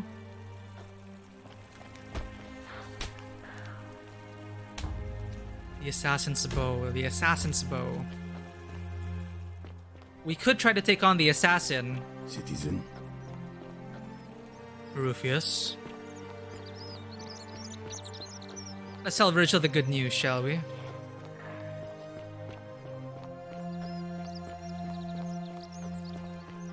Salve. new face. Salve, and welcome to a little community. My name's impossible to pronounce for most people, so you can just call me Virgil. I hear we have you to thank for saving Iulia's life. I'm glad you arrived when you did. Don't worry about the threats. It's just Rufius, and he's never going to hurt you. What demon or spirit told you about that? I found an incomplete note in this house, and also you told me about this in the previous time loop. You went snooping in his place? That was risky. We're lucky you didn't cross any lines. Have you spoken to him about it? Yes, and he won't be bothering you anymore. Really? How did you manage that? I found a treatment for his rheumatism, which is making him agitated and compounding some other personal issues. Poor fellow. I've heard that can really mess with a person's head. Well done for figuring that out. Happy to help. I think he wants to help clean up his graffiti too. Really? That's promising. I'll keep an eye out for him. Well, I'll be going now, Virgil. Nice to talk to you. Good deed for this time loop. Who else can we help this time loop, chat? Citizen. Rufius.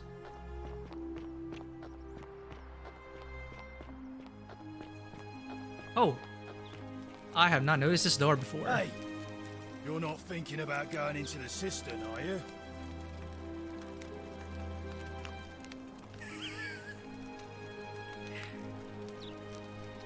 I didn't know that. Not really, no. Good. You'd be eaten alive. Little runt like you. Eaten? By what? Nobody's told you about Hannibal? Ugh. Why do I have to do everything round here? So, there was this guy called Hannibal, right? Funny accent. Used to go down into the cisterns looking for junk he could clean up and sell. One day, a few weeks back, he comes out and tells me the cisterns are haunted. Said he could hear spirits wailing. Of course, nobody believed him, because who trusts a Carthaginian, right? Anyway, a few days later, he goes back in. And hours go by, and he hasn't come back out, yeah? So I go down after him, and it's dark. But in the distance, I can just make out his body, sprawled out on the ground. And hunched over him was something that made my blood run cold. No word of a lie. I saw a creature. Like the corpse of a man who'd been flayed. And it was eating Hannibal.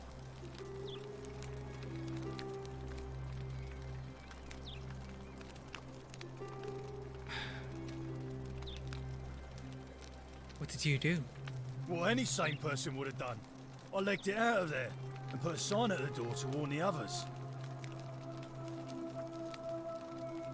You know, for now, maybe I'll give it a miss. Good idea. So the creature is not bound by the golden rule. I'm not armed with anything yet, chat. Let's update the priestess on our investigation. If I can find her.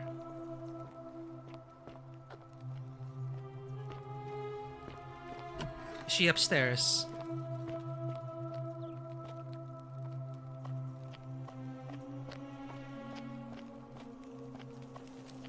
Nope. Where is the priestess?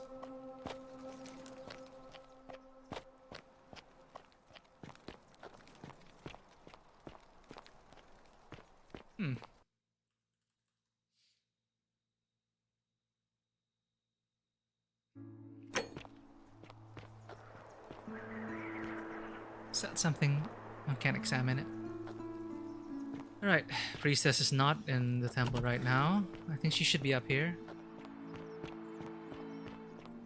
Or at least I remember she's usually up here. Alright, let's see what we can do next. So we still haven't found out about Sentilia. We can ask residents of the villas for clues about Sentilia's disappearance. I overheard Horatius accuse Domitius of some involvement. Have we talked to Horatius yet? I don't think we met him yet. Horatius. Was he the... Domitius. Was Domitius a gladiator? So, we can't enter the palace right now, but the voice has told us to find a bow. Who can make us a bow?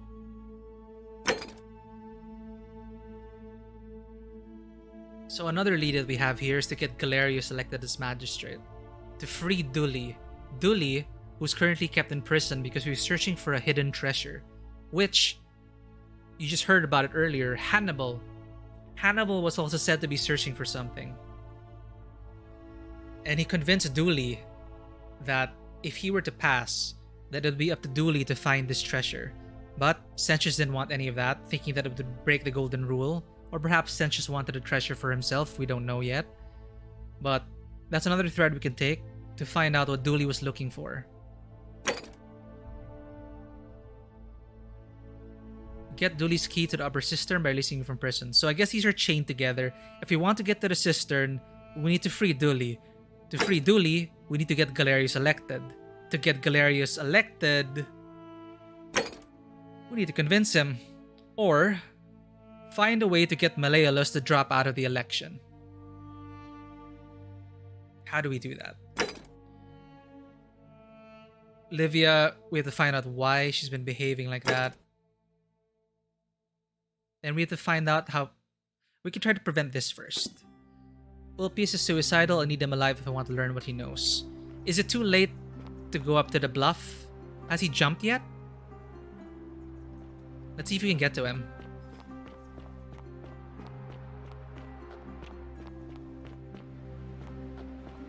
I think I still see him up there, chat. There's still time. Hopefully. Come on. Sprint faster, Daisy.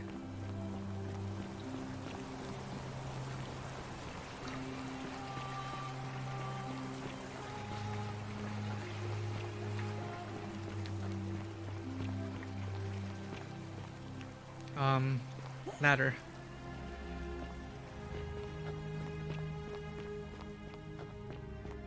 Get to Ulpius, get to Ulpius. Still there.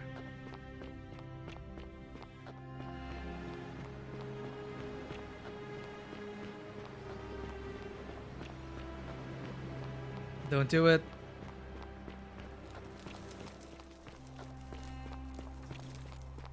Now my question is, what happens if we die?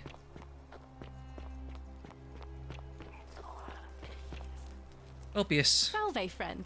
Oh. I'm Octavia. Welcome to life under the Golden Rule. It's a ghastly thing, is it not? How are you faring so far? Octavia. First time we're meeting her.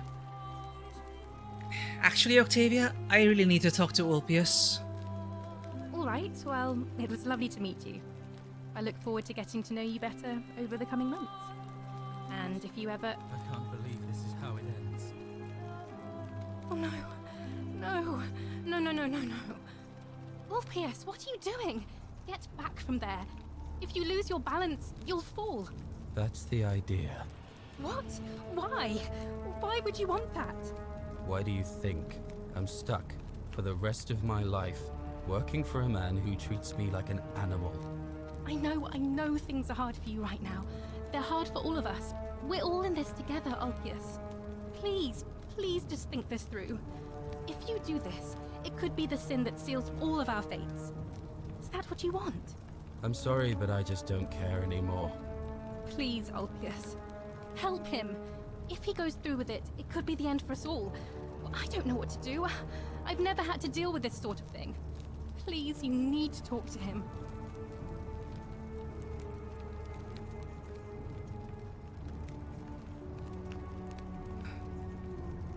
Alright, I'll talk to him. Thank you.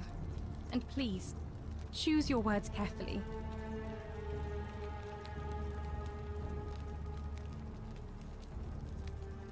Yeah, Korgal, there's a surprising number of NPCs. We haven't even seen the half of them. According to the citizen registry, there's a lot of people we haven't met yet. I don't know anything about Ulpius. Ulpius, can we talk? Let me guess. You're going to lecture me on how suicide is a crime against the Empire.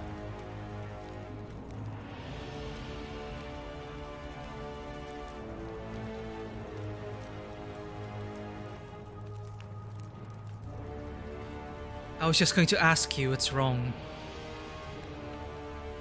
I screwed up my life. That's what's wrong. I borrowed money, and when I couldn't pay it back, I wound up in debt bondage. I'll be stuck slaving away for that Culus Cumulatis Malleolus for the rest of my life. I'm out. Wherever you are, Scintilla, my love. I'm sorry. Ulpius, no!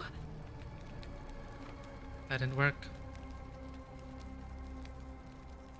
I can't believe he went through with it. Oh Lord. That poor lamb.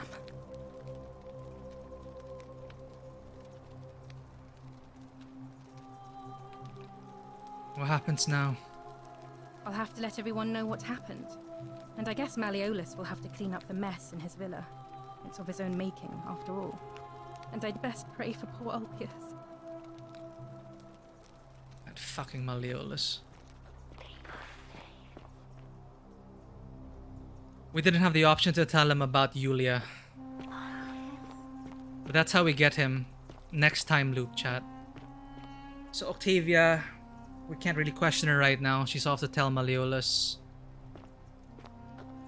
Frillian, hey, we jumped already beforehand. In fact, the only reason we survived this jump was because Ulpius jumped first, thereby creating more space for us to sink into.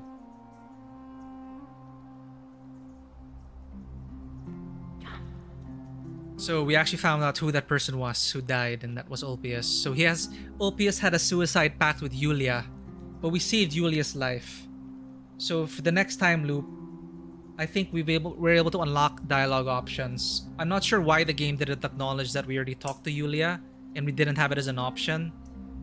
But that's a path we can take in terms of our dialogue options to save Ulpius. But now we know jumping's not gonna kill us. That lead didn't work. Still don't know where to get the bow.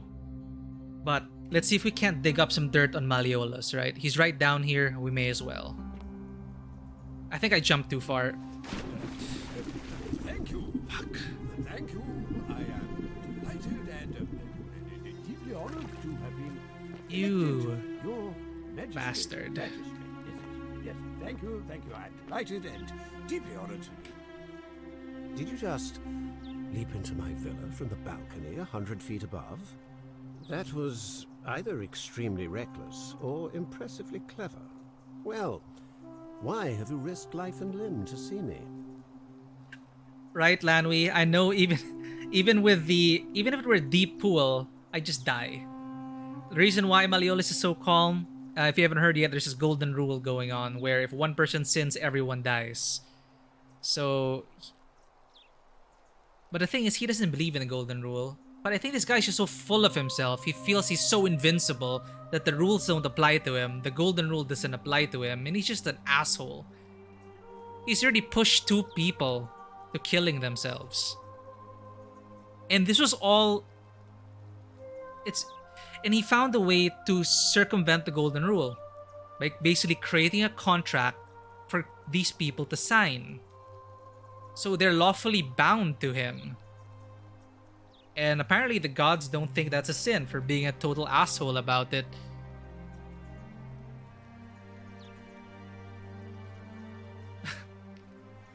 Malleolus, do you know anything about Scintilia's disappearance? Of course not. But as I always say, if Sentius can't protect his daughter, how can we trust him to protect this city?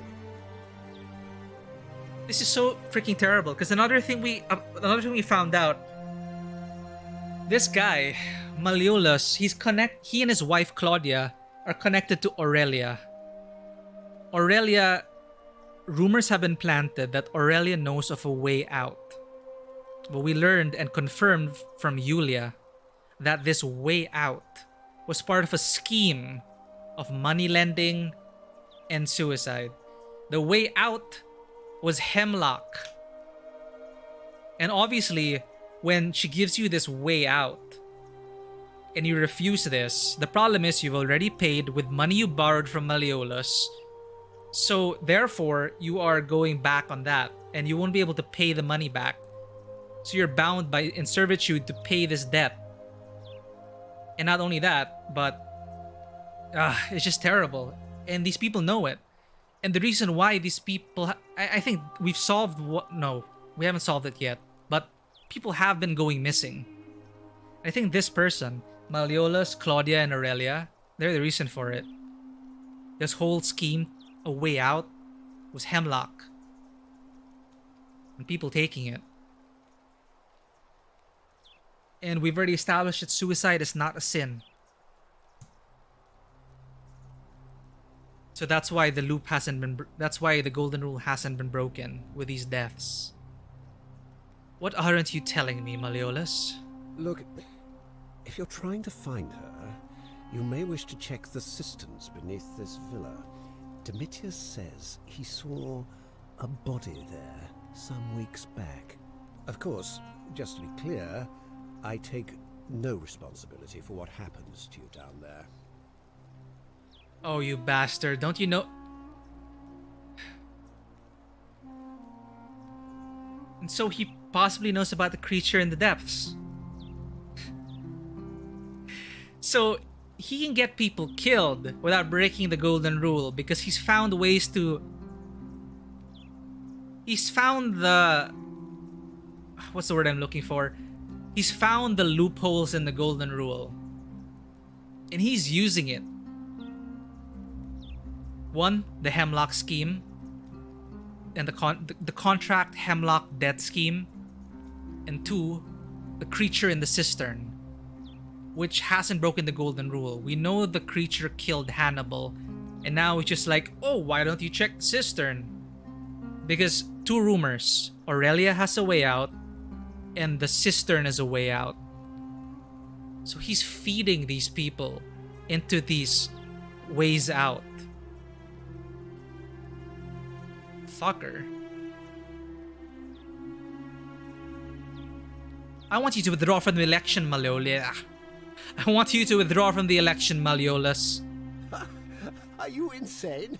You barge into my villa uninvited and then make outrageous demands? Why would I withdraw from an election I'm bound to win? I didn't drop 100 feet from the air for no reason. Because as soon as you win, you're going to break the golden rule. That won't work because this shithead doesn't believe in the golden rule. Honestly, it is hard to believe in the golden rule because these people don't know there's a time loop going on. They don't have the knowledge of that. So it's come up.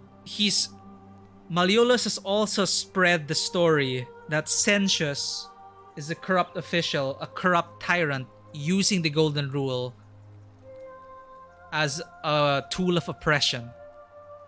He's been getting it to people's heads that the golden rule does not exist, despite evidence to the contrary from the people that came before, the golden statues, the writings on the wall, and all the written evidence which point to the golden rule. And now I know it's hard to believe, but this is what his platform is built on. And people who are about to, and people can't take it. People can't take the golden rule. I wouldn't be able to take it if I were in this place. And so he's using it to his advantage to get voted in. Let's see if this works. You don't believe in the golden rule? Well, if you don't drop out of the race, I'm going to kill you. You fool. The many shall suffer for the sins of the one. Just declaring that breaks the rule. Noted. Interesting, chat. Interesting. That was supposed to be a bluff.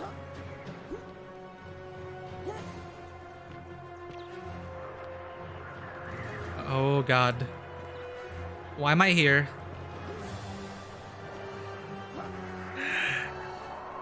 Oh god. What happens if I die? Okay, if you die, it doesn't restart the time loop.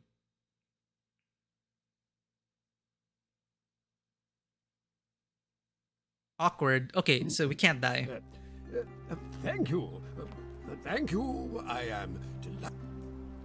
Did you just... That... Well... Let's repeat that, shall we? Of course not. Look, of course... This is what happened, Korgol. We asked him to withdraw from the election. And seeing as this person doesn't believe in the Golden Rule, we thought we'd bluff. But bluffing about killing him is apparently a sin. You fool. The many shall suffer for the sins of the one. Locked in. I need a way out.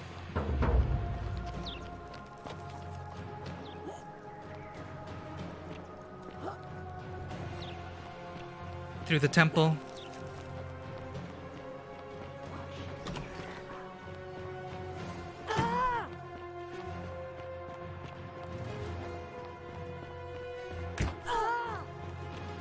I'm not sure how many arrows I can take, chat. I'm not sure if I can make it. So we've learned now that bluffing about murdering someone angers this god.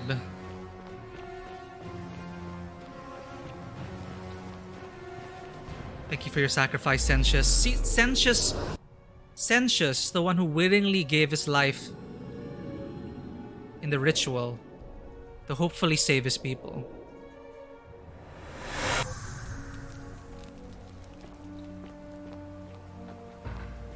Hello, Galerius. Salve, friend. Mind telling me...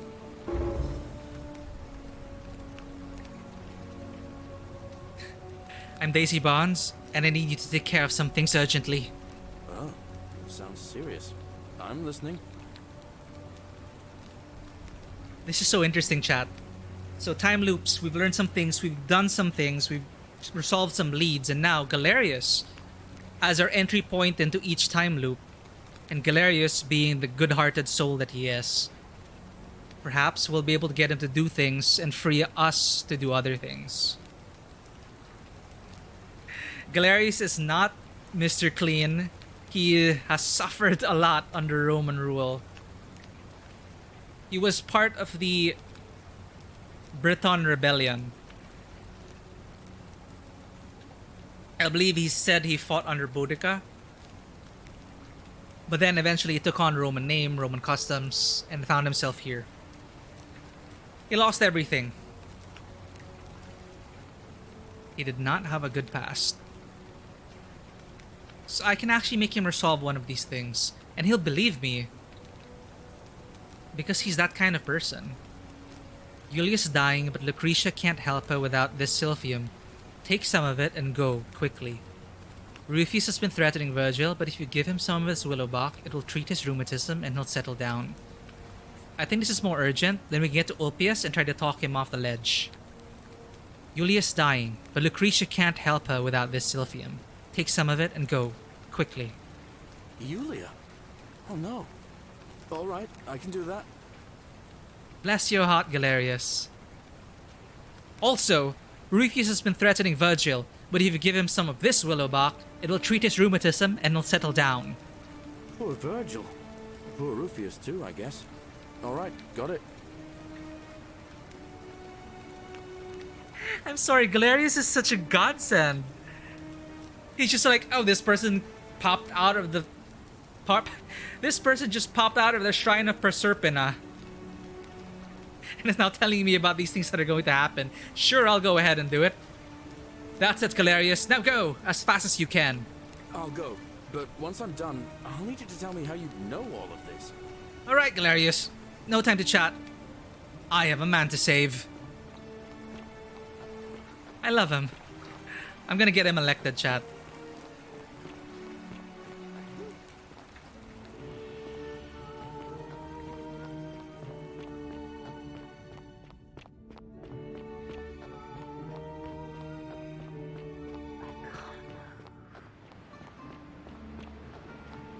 Ulpius, there he is.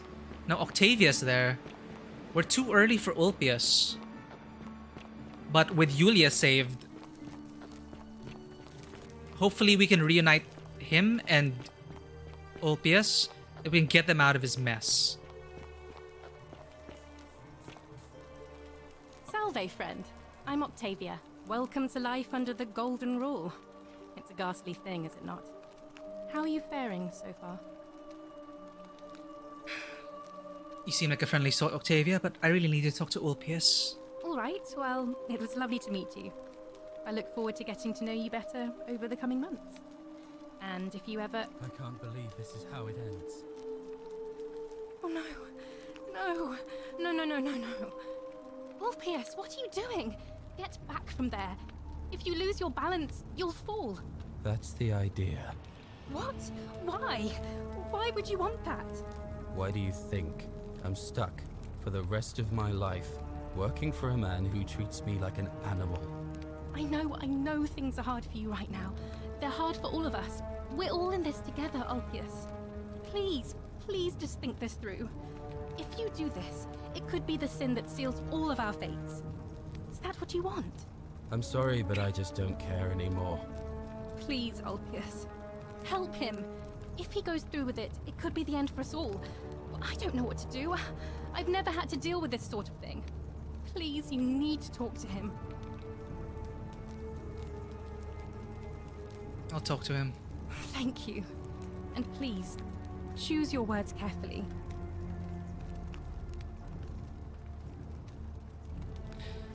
Is this what Sentilia would want? Wait, Sentilia?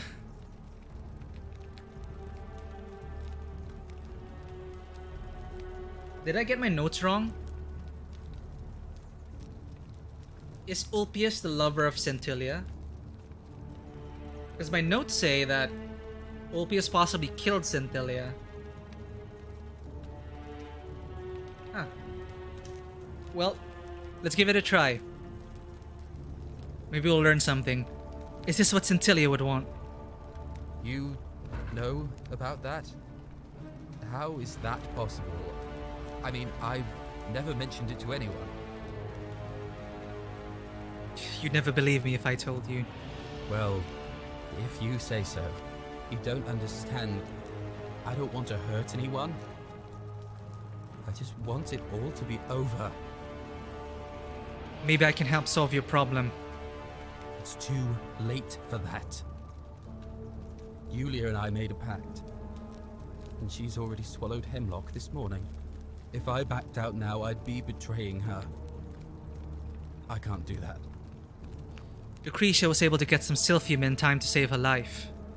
Iulia's going to be fine. Oh, really? That changes things a little. But we're still in debt bondage to that monster. Unless you happen to have 2,000 denarii to pay off both of our debts. 2,000 denarii?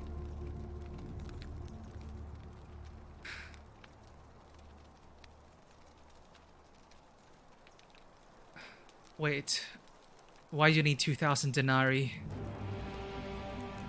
Well, no, but I could probably raise the money if you give me some time. No. No. Time's up. I am out. Wherever you are. Fuck. Scintilla, my love. I'm sorry. Ulpius, no! Fuck. I can't believe he went through with it. Oh Lord. That poor lamb. His suicide didn't break the golden rule. What does that mean? Well, I suppose it means suicide isn't a sin under the Golden Rule. So I guess that means whichever god is responsible for it. It isn't mine. Was that my fault? That was not your fault. There's no way you could have given him what he wanted, moments after you arrived. What happens now? I'll have to let everyone know what happened. And I guess Malleolus will have to clean up the mess in his villa. It's of his own making, after all. And I'd best pray for poor Ulpius. 2,000 denarii, chat.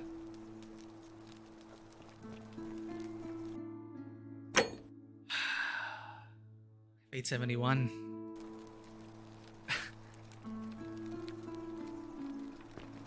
You know, this temple to an unknown god.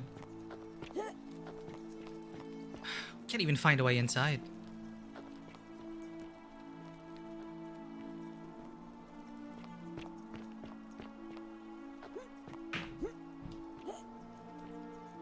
We made some progress. There's still a lot to learn. We'll get Ulpius off that ledge with 2,000 denarii. For now, however, stream's almost over. Let's see if we can get another lead in. So we have enough to tell Equitia about the pattern that we're seeing. Hopefully the Vestal Princess will have... Hopefully the Vestal Priestess will have more insight for us. We can wrap up with that. But we have to... Other leads we'll be exploring next week is... We'll have to find a way to stop Ulpius from killing himself. Livia. She's acting strangely. She's seen the pattern. Perhaps just like us. Malleolus. We have to deal with that scumbag. I'll need to dig up some dirt on Malleolus. You know what, chat? Let's go through his villa.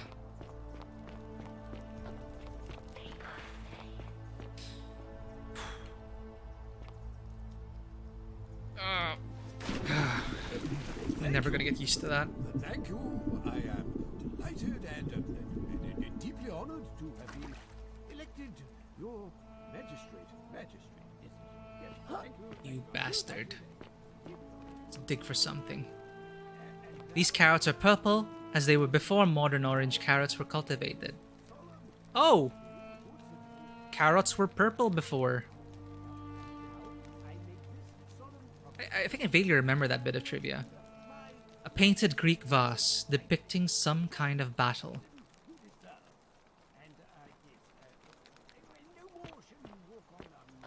Yeah, keep rehearsing, Malleolus. I'm gonna find dirt on you. Iulia. Iulia to her captors, Malleolus and Claudia, curse you to the depths. By the time you read this, I'll already be dead, because death is preferable to another day in debt bondage to you. May vultures pick out your livers in Tartarus for all eternity.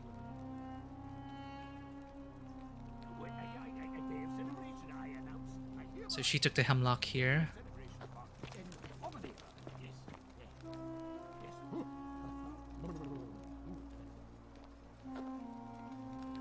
It's no doubt unpleasant cooking with such poor ventilation, but Romans probably regard that as their servants' problem.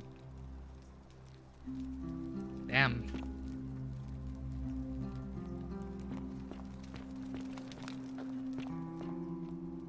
Come on. Ink jar. Come on, give me something. Something to pin on this guy.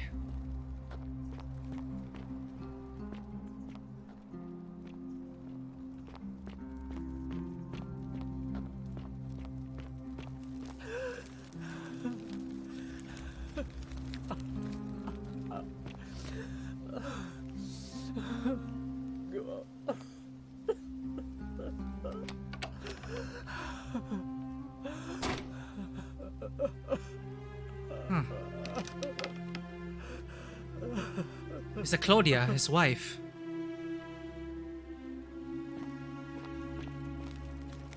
I need to find a key for that door.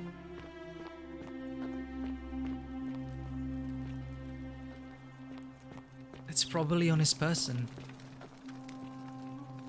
Damn it. Thank you. Thank you. I am delighted and deeply honored to have been elected your magistrate. Did you just leap into my villa from the balcony 100 feet above? That was either extremely reckless or impressively clever. Well, why have you risked life and limb to see me?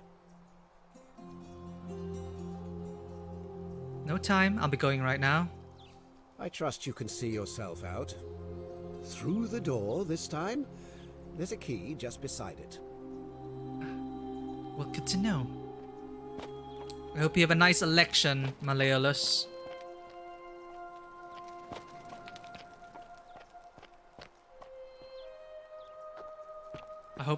I'm wondering if you have any dirt lying around for me to find and show to Sentius.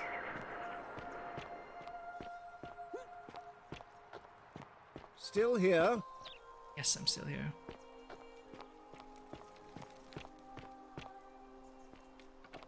There's the key. Key to Malleolus's villa. Will this key also open the door upstairs?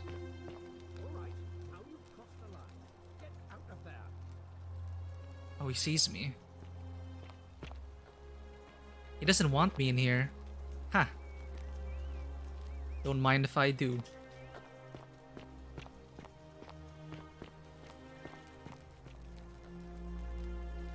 Note from Ulpius. Ulpius to his lost love. May God watch over you. Please know that I held on as long as I could. But without you, my life is meaningless. I only hope we meet again in Gan Eden. His lost love, Scintilla. I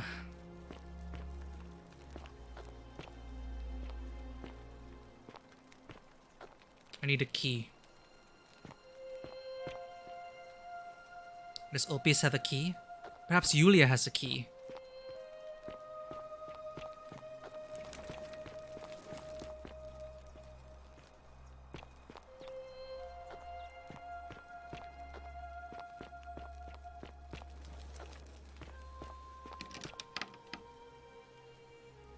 Okay, the manor key works. Anyone home? Claudia? You're not supposed to be in here. I know, where do you keep your valuables? Can we talk? Talk? What business could you possibly have with me?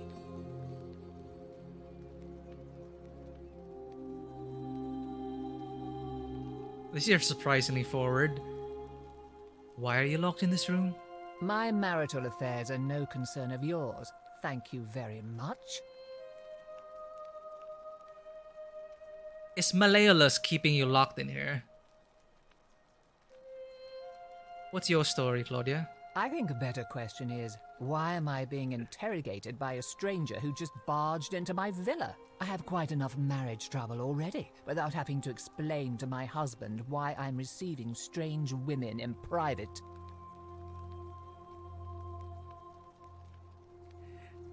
These options are all bad. Well, while I'm here in this time loop, do you know anything about Scintilla's disappearance? The dainty little thing from next door? Of course not. As much as I despise her father, I would never lay a finger on that poor, sweet child. So Claudia has marital problems with Malleolus.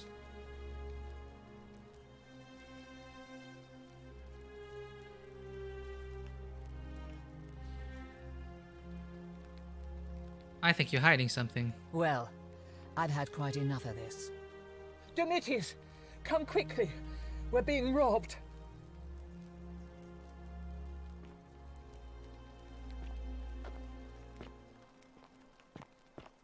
Not until I could just steal this and loop back time. Am I really ready to do all these things because I have the time loop to fall back on? Sculpture of Ares, Greek god of war, known to the Romans as Mars. Minerva, the Roman goddess of strategy. Nothing.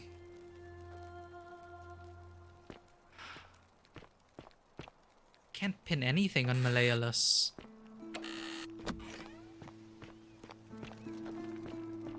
Alright.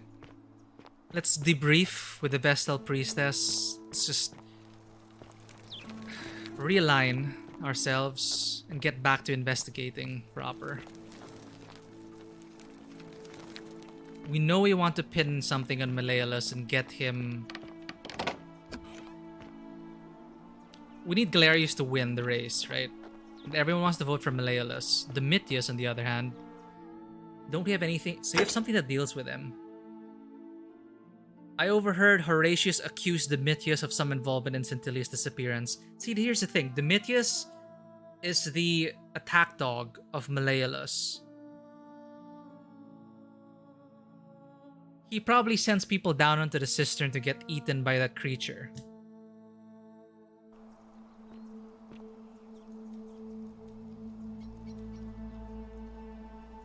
What now?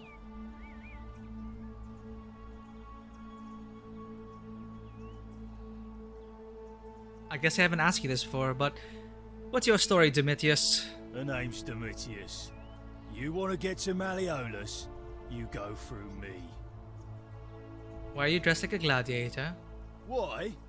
Because I am a gladiator. That's why. Fair enough.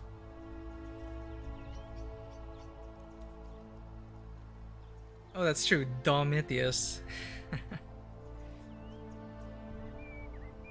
It's not safe to be asking this question. Do you know anything about Sentius' disappearance? Listen, I don't abduct women. They come to me. And they keep coming back. If you know what I mean.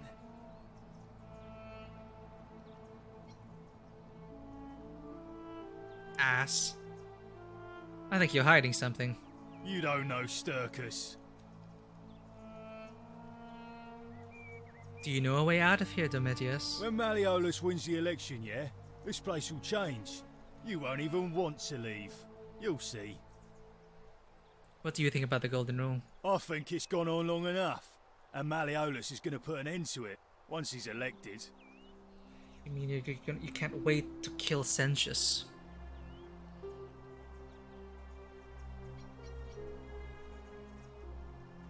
How's he going to do that? He's going to announce it in his victory speech. Just you wait and see. Sounds great. Can I help in any way? We've already lined up the votes he needs to win. Just stay out of our way, and we won't have a problem. And he sends these people to get... He sends Domitius to pressure these people to get those votes. Jeez. I'll be going now. Whatever. Just remember, I'll be watching.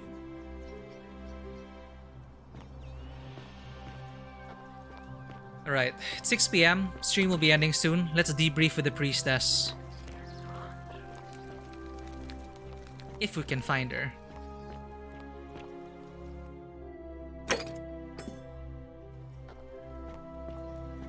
Thank you, helpful quest marker. Isn't the great temple majestic? Equitia? A new face. Ave, and may Vesta watch over you. I'm Equitia. To Your what best do I behavior, owe I the pleasure trust. of this visit? I've been asking people about how they wound up here, trying to find a pattern. Interesting. I'm not sure why you're telling me, but you've come to the right person. Did you find a pattern then? What have you noticed? Some people mentioned a coin. Yes, I suppose that could be something. But then most of us do tend to carry coins on our person, don't we? What else? A river? Yes, I understand many of our friends were carried here by a river current. What else? Memory lapses. That's true. I know I wasn't entirely sure how I wound up here. It's as I feared.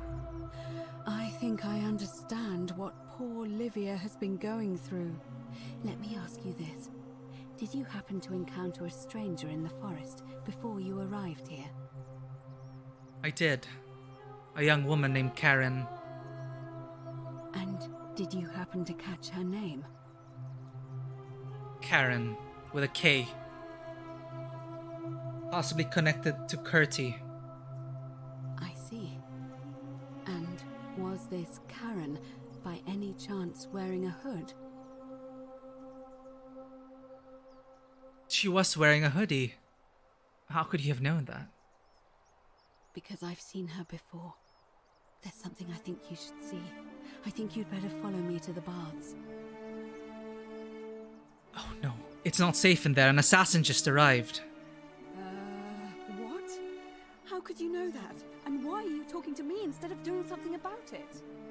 Please, go and stop him, and come back to me once we're no longer in danger. Oh, this is huge, chat. Karen is involved in all this. I need to warn Sentius about the assassin. It totally slipped my mind. Ave. Ave? We're finally alone.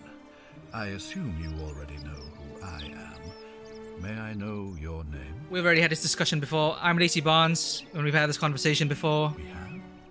Wait, if I understand correctly, someone is about to break the Golden Rule, forcing me to create a portal in time to bring you here? I must have entrusted you with figuring out who the culprit is. Only, I assume we failed, and you had to start over. Is that about right? If so, what happened?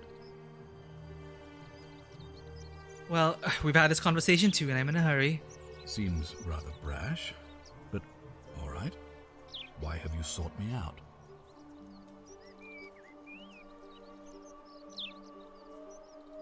I can't tell him about the assassin.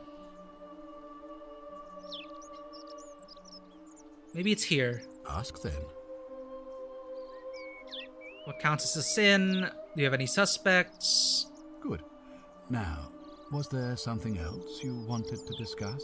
So I can't tell him about the assassin for some reason. Of course. What is it? Oh, maybe here.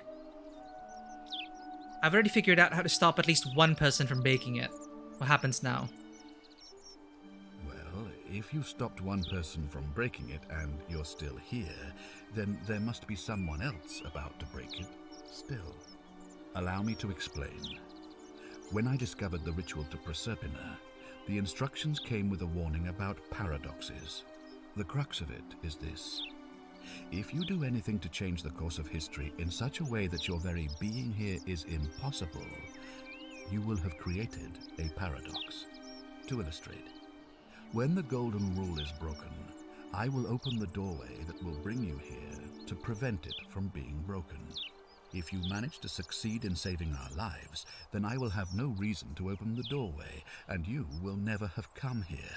A paradox. You see? The same thing would happen if you, say, inadvertently, allowed me to die. If I can't summon you, then you can't be here, obviously.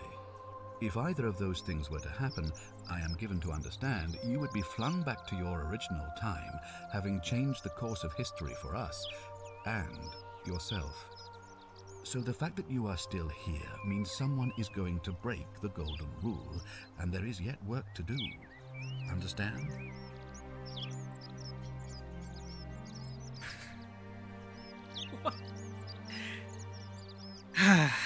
Time paradoxes. I think so. Excellent.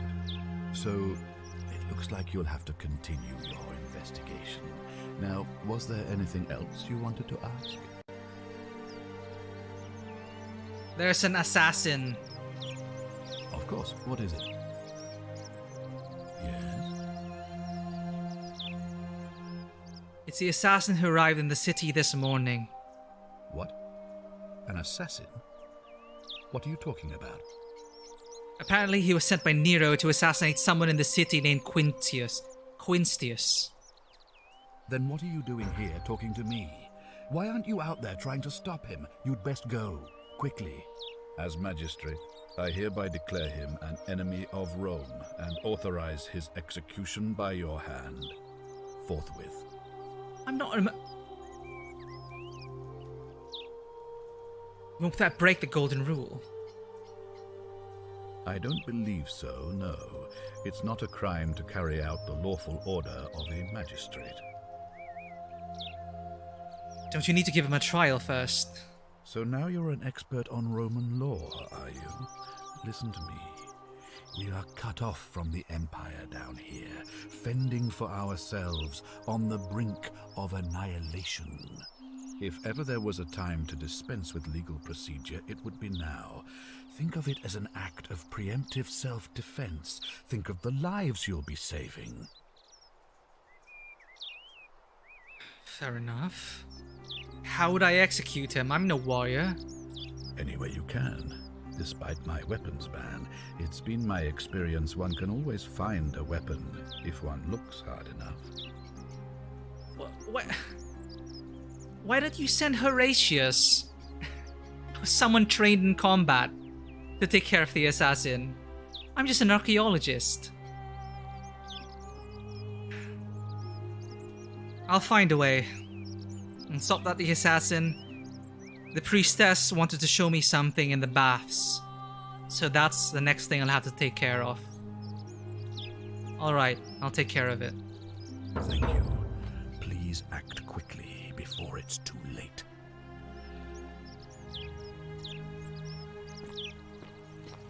And that's all the time we have for today, chat. We've gotten to know a bit more of the people. We've used the time loop to our advantage to learn more about these people and help resolve some leads. We're able to save Iulia, and hopefully in the next loops we'll be able to help her friend, Ulpius. Keep an eye out for Scintilla, would you? But for now, we're gonna have to pause here for now. Well, Lichcasts, it's good to have you here. I know it's a strange time to have this stream, but grateful for the support, I trust. and for you coming back here every time that you can. These VODs will still be up, of course, on Twitch if you wish to view them, and down the road I'll be putting these up on YouTube. But yeah, I've just been totally immersed in this game, and it's had me question a lot of things as well. It's really been great. I love the writing. I love how you have to really watch yourself about what you say here. You know, some other RPGs, they just allow you to just walk in, ask all your questions, get all the information you can, and get out. But the game actually here considers where these people have come from, what they're going through, and the circumstances of your first meeting. And all of this come together to limit your line of inquiry and make things all the more organic. Now, while the options may seem canned, you have the same options to ask everyone, and it may seem kind of restricting at first, but I think they had to rein in some things because there's a huge cast so far. We haven't even met everyone yet, and there's just so much going on. We discovered that there was a timer with the election, which guarantees Malleolus getting elected. Now, the problem there is if Malleolus gets elected, he then sentences Sentius, the current magistrate, to death, right there on the spot. Doing so breaks the golden rule. So what we've seen with all these threads going on here, let's talk about it a bit more. So the quest journal grows, right? And an interesting about Sentius is he still thinks that these are laws determined by him. But we found out that there's a greater force at work here. We've ruled out suicide as a sin. It is not a sin. But we do know that for now, escape is a sin and murder is a sin.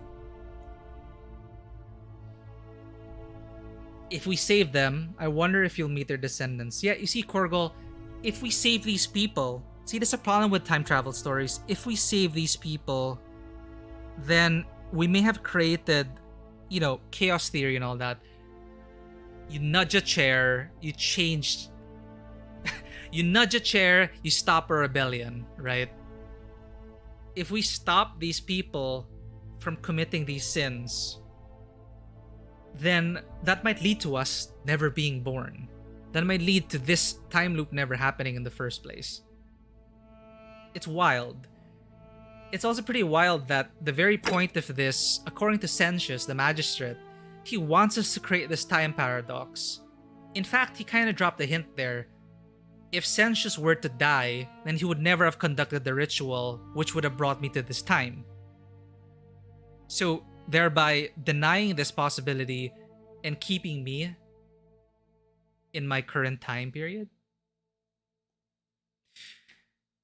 It's something we have to wrap our heads around, but some fascinating things we found out today in our investigation. Same patterns. Of the people who came in here, everyone had some form of coin or payment or riches or valuables on their person when they came to the river, the Tiber. When they got to the Tiber, they had this gap in their memory. Next thing they knew, they woke up on the bank of the Tiber, rescued by a mysterious figure. A hooded figure. This also happened to us. Karen fished us out. Karen also had a hoodie. Her name starts with a K, and a note we found mentioned someone having dreams about the deity, the Egyptian deity Kurti, who in their myth acts like Charon, would ferry the souls of the dead into the underworld. So this place we're in right now, the Forgotten City, all the things kind of line up. We are here in limbo, forced to relive the same day over and over and over until we move on to the next. We're coming to the realization that it's impossible to help all of these people. We can stop everyone from sinning, but it's not going to create the time paradox. And that's going to keep me trapped here in this life under the golden rule. Is that the best outcome? Is that one of the endings that we can do? If we can help everyone, do we then have to live here under the golden rule? Even with the change in Magistrate, even if we get Galerius elected, Galerius, who may be popular with the common folk, there's a lot here. Another thing we learned, there's a whole scheme going on with Malleolus, the one who's currently in running to win the election, his wife Claudia, and the tavern proprietress Aurelia. One of the terrible truths that we found is that this way out that Aurelia was selling to people was hemlock. These people were abusing a loophole in the golden rule because hemlock is a way out, right? A way out from this life.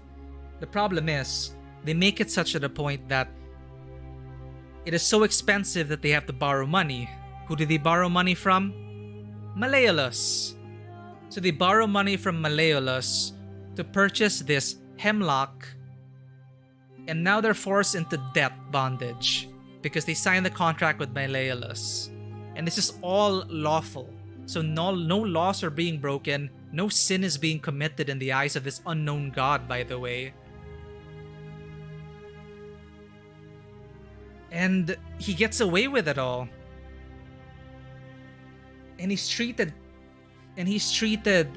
Iulia and Ulpius like animals, pushing them into taking their own lives, which doesn't break the golden rule, but though we know that he is indirectly the cause of their deaths.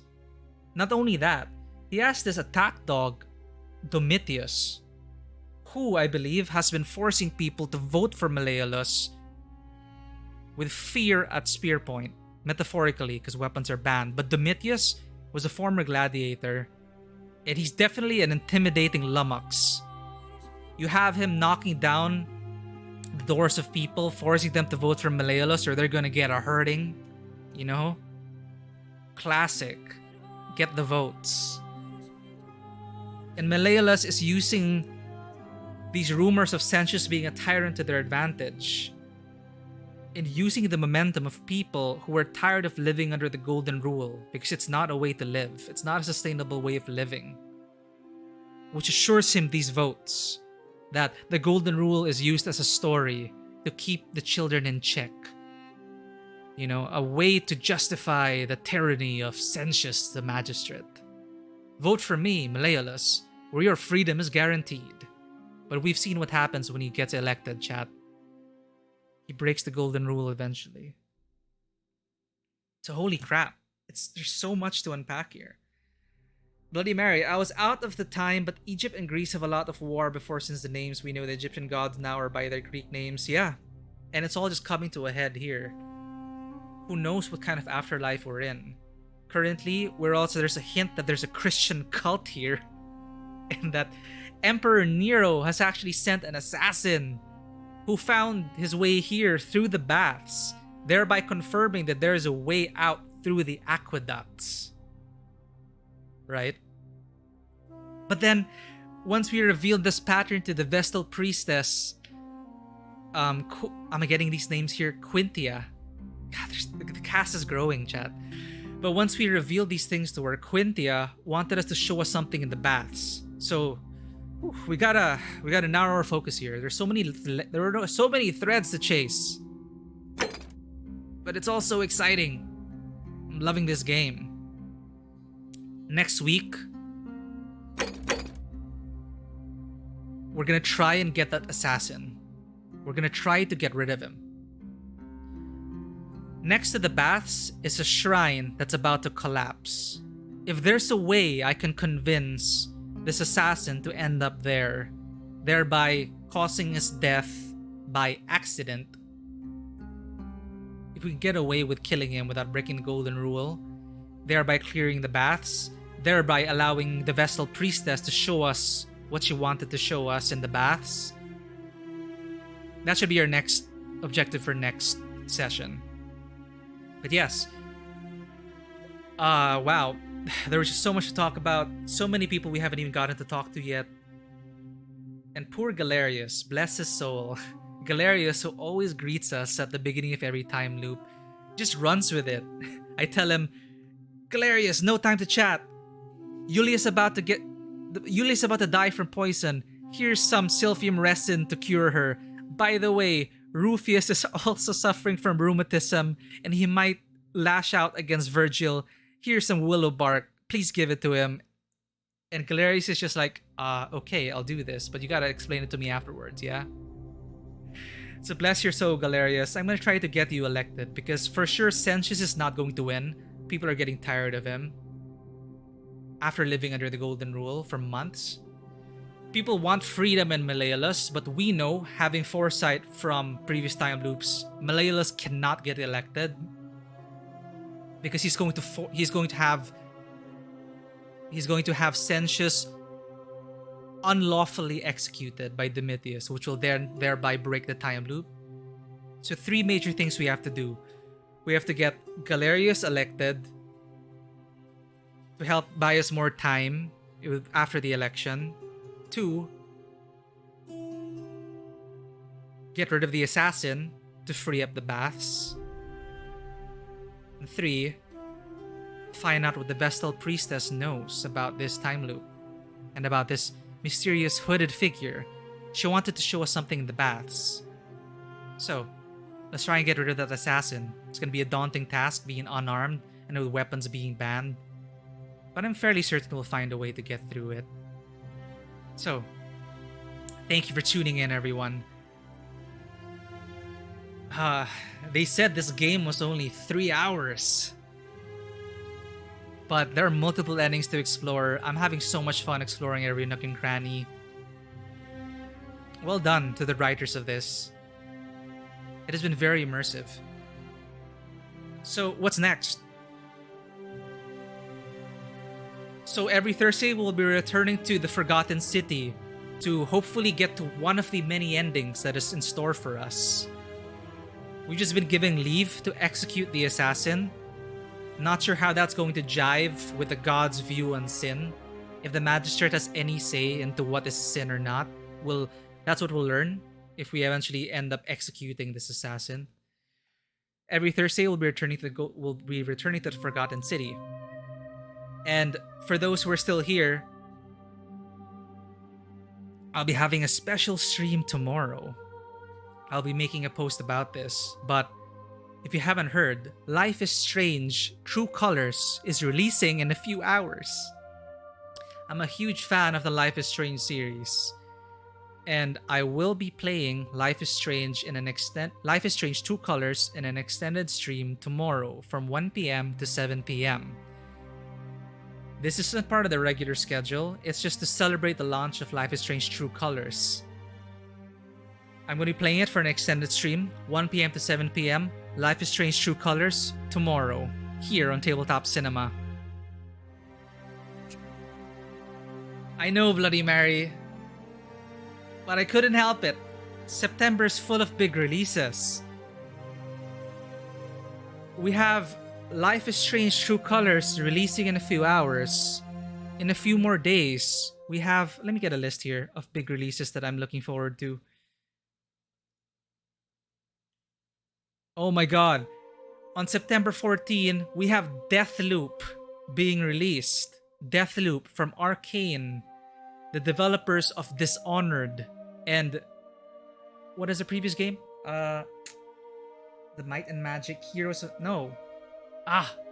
Dark Messiah of Might and Magic, and Dishonored, and Prey, and I love their games. I haven't yet to play Prey, but Dishonored is one of my favorite games. In fact, Dishonored was one of the biggest touchstones for the tabletop RPG, Blades in the Dark. And there's a good reason why Blades in the Dark is one of my favorite TRPGs.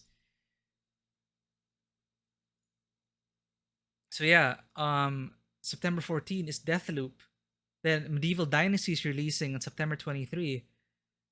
Death Stranding Director's Cut is releasing on September 24. September is full of big months, and there's no time to play everything, chat. But I'm really glad to have all of you here on this journey. There's really more to come, and this isn't the only thing. Like, I know I've started with streaming games to help build a community, put the name out there, this is a way for people to get to know who I am. But definitely we're going to have actual plays for tabletop RPGs. I'm going to get back into my stride of game mastering tabletop RPGs. It's been a while since I've run a tabletop RPG. I'm going to put together a team and see how that goes. But there's a lot in store, but I am loving this game so far. The Forgotten City. We're way over time now. I could talk about this game all day.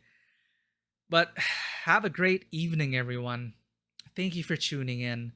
If you want to see what happens in this game, tune in next Thursday. But again, tomorrow we'll be having a special stream for Life is Strange True Colors. On Saturdays, back to our regular programming with Ghost of Tsushima Director's Cut.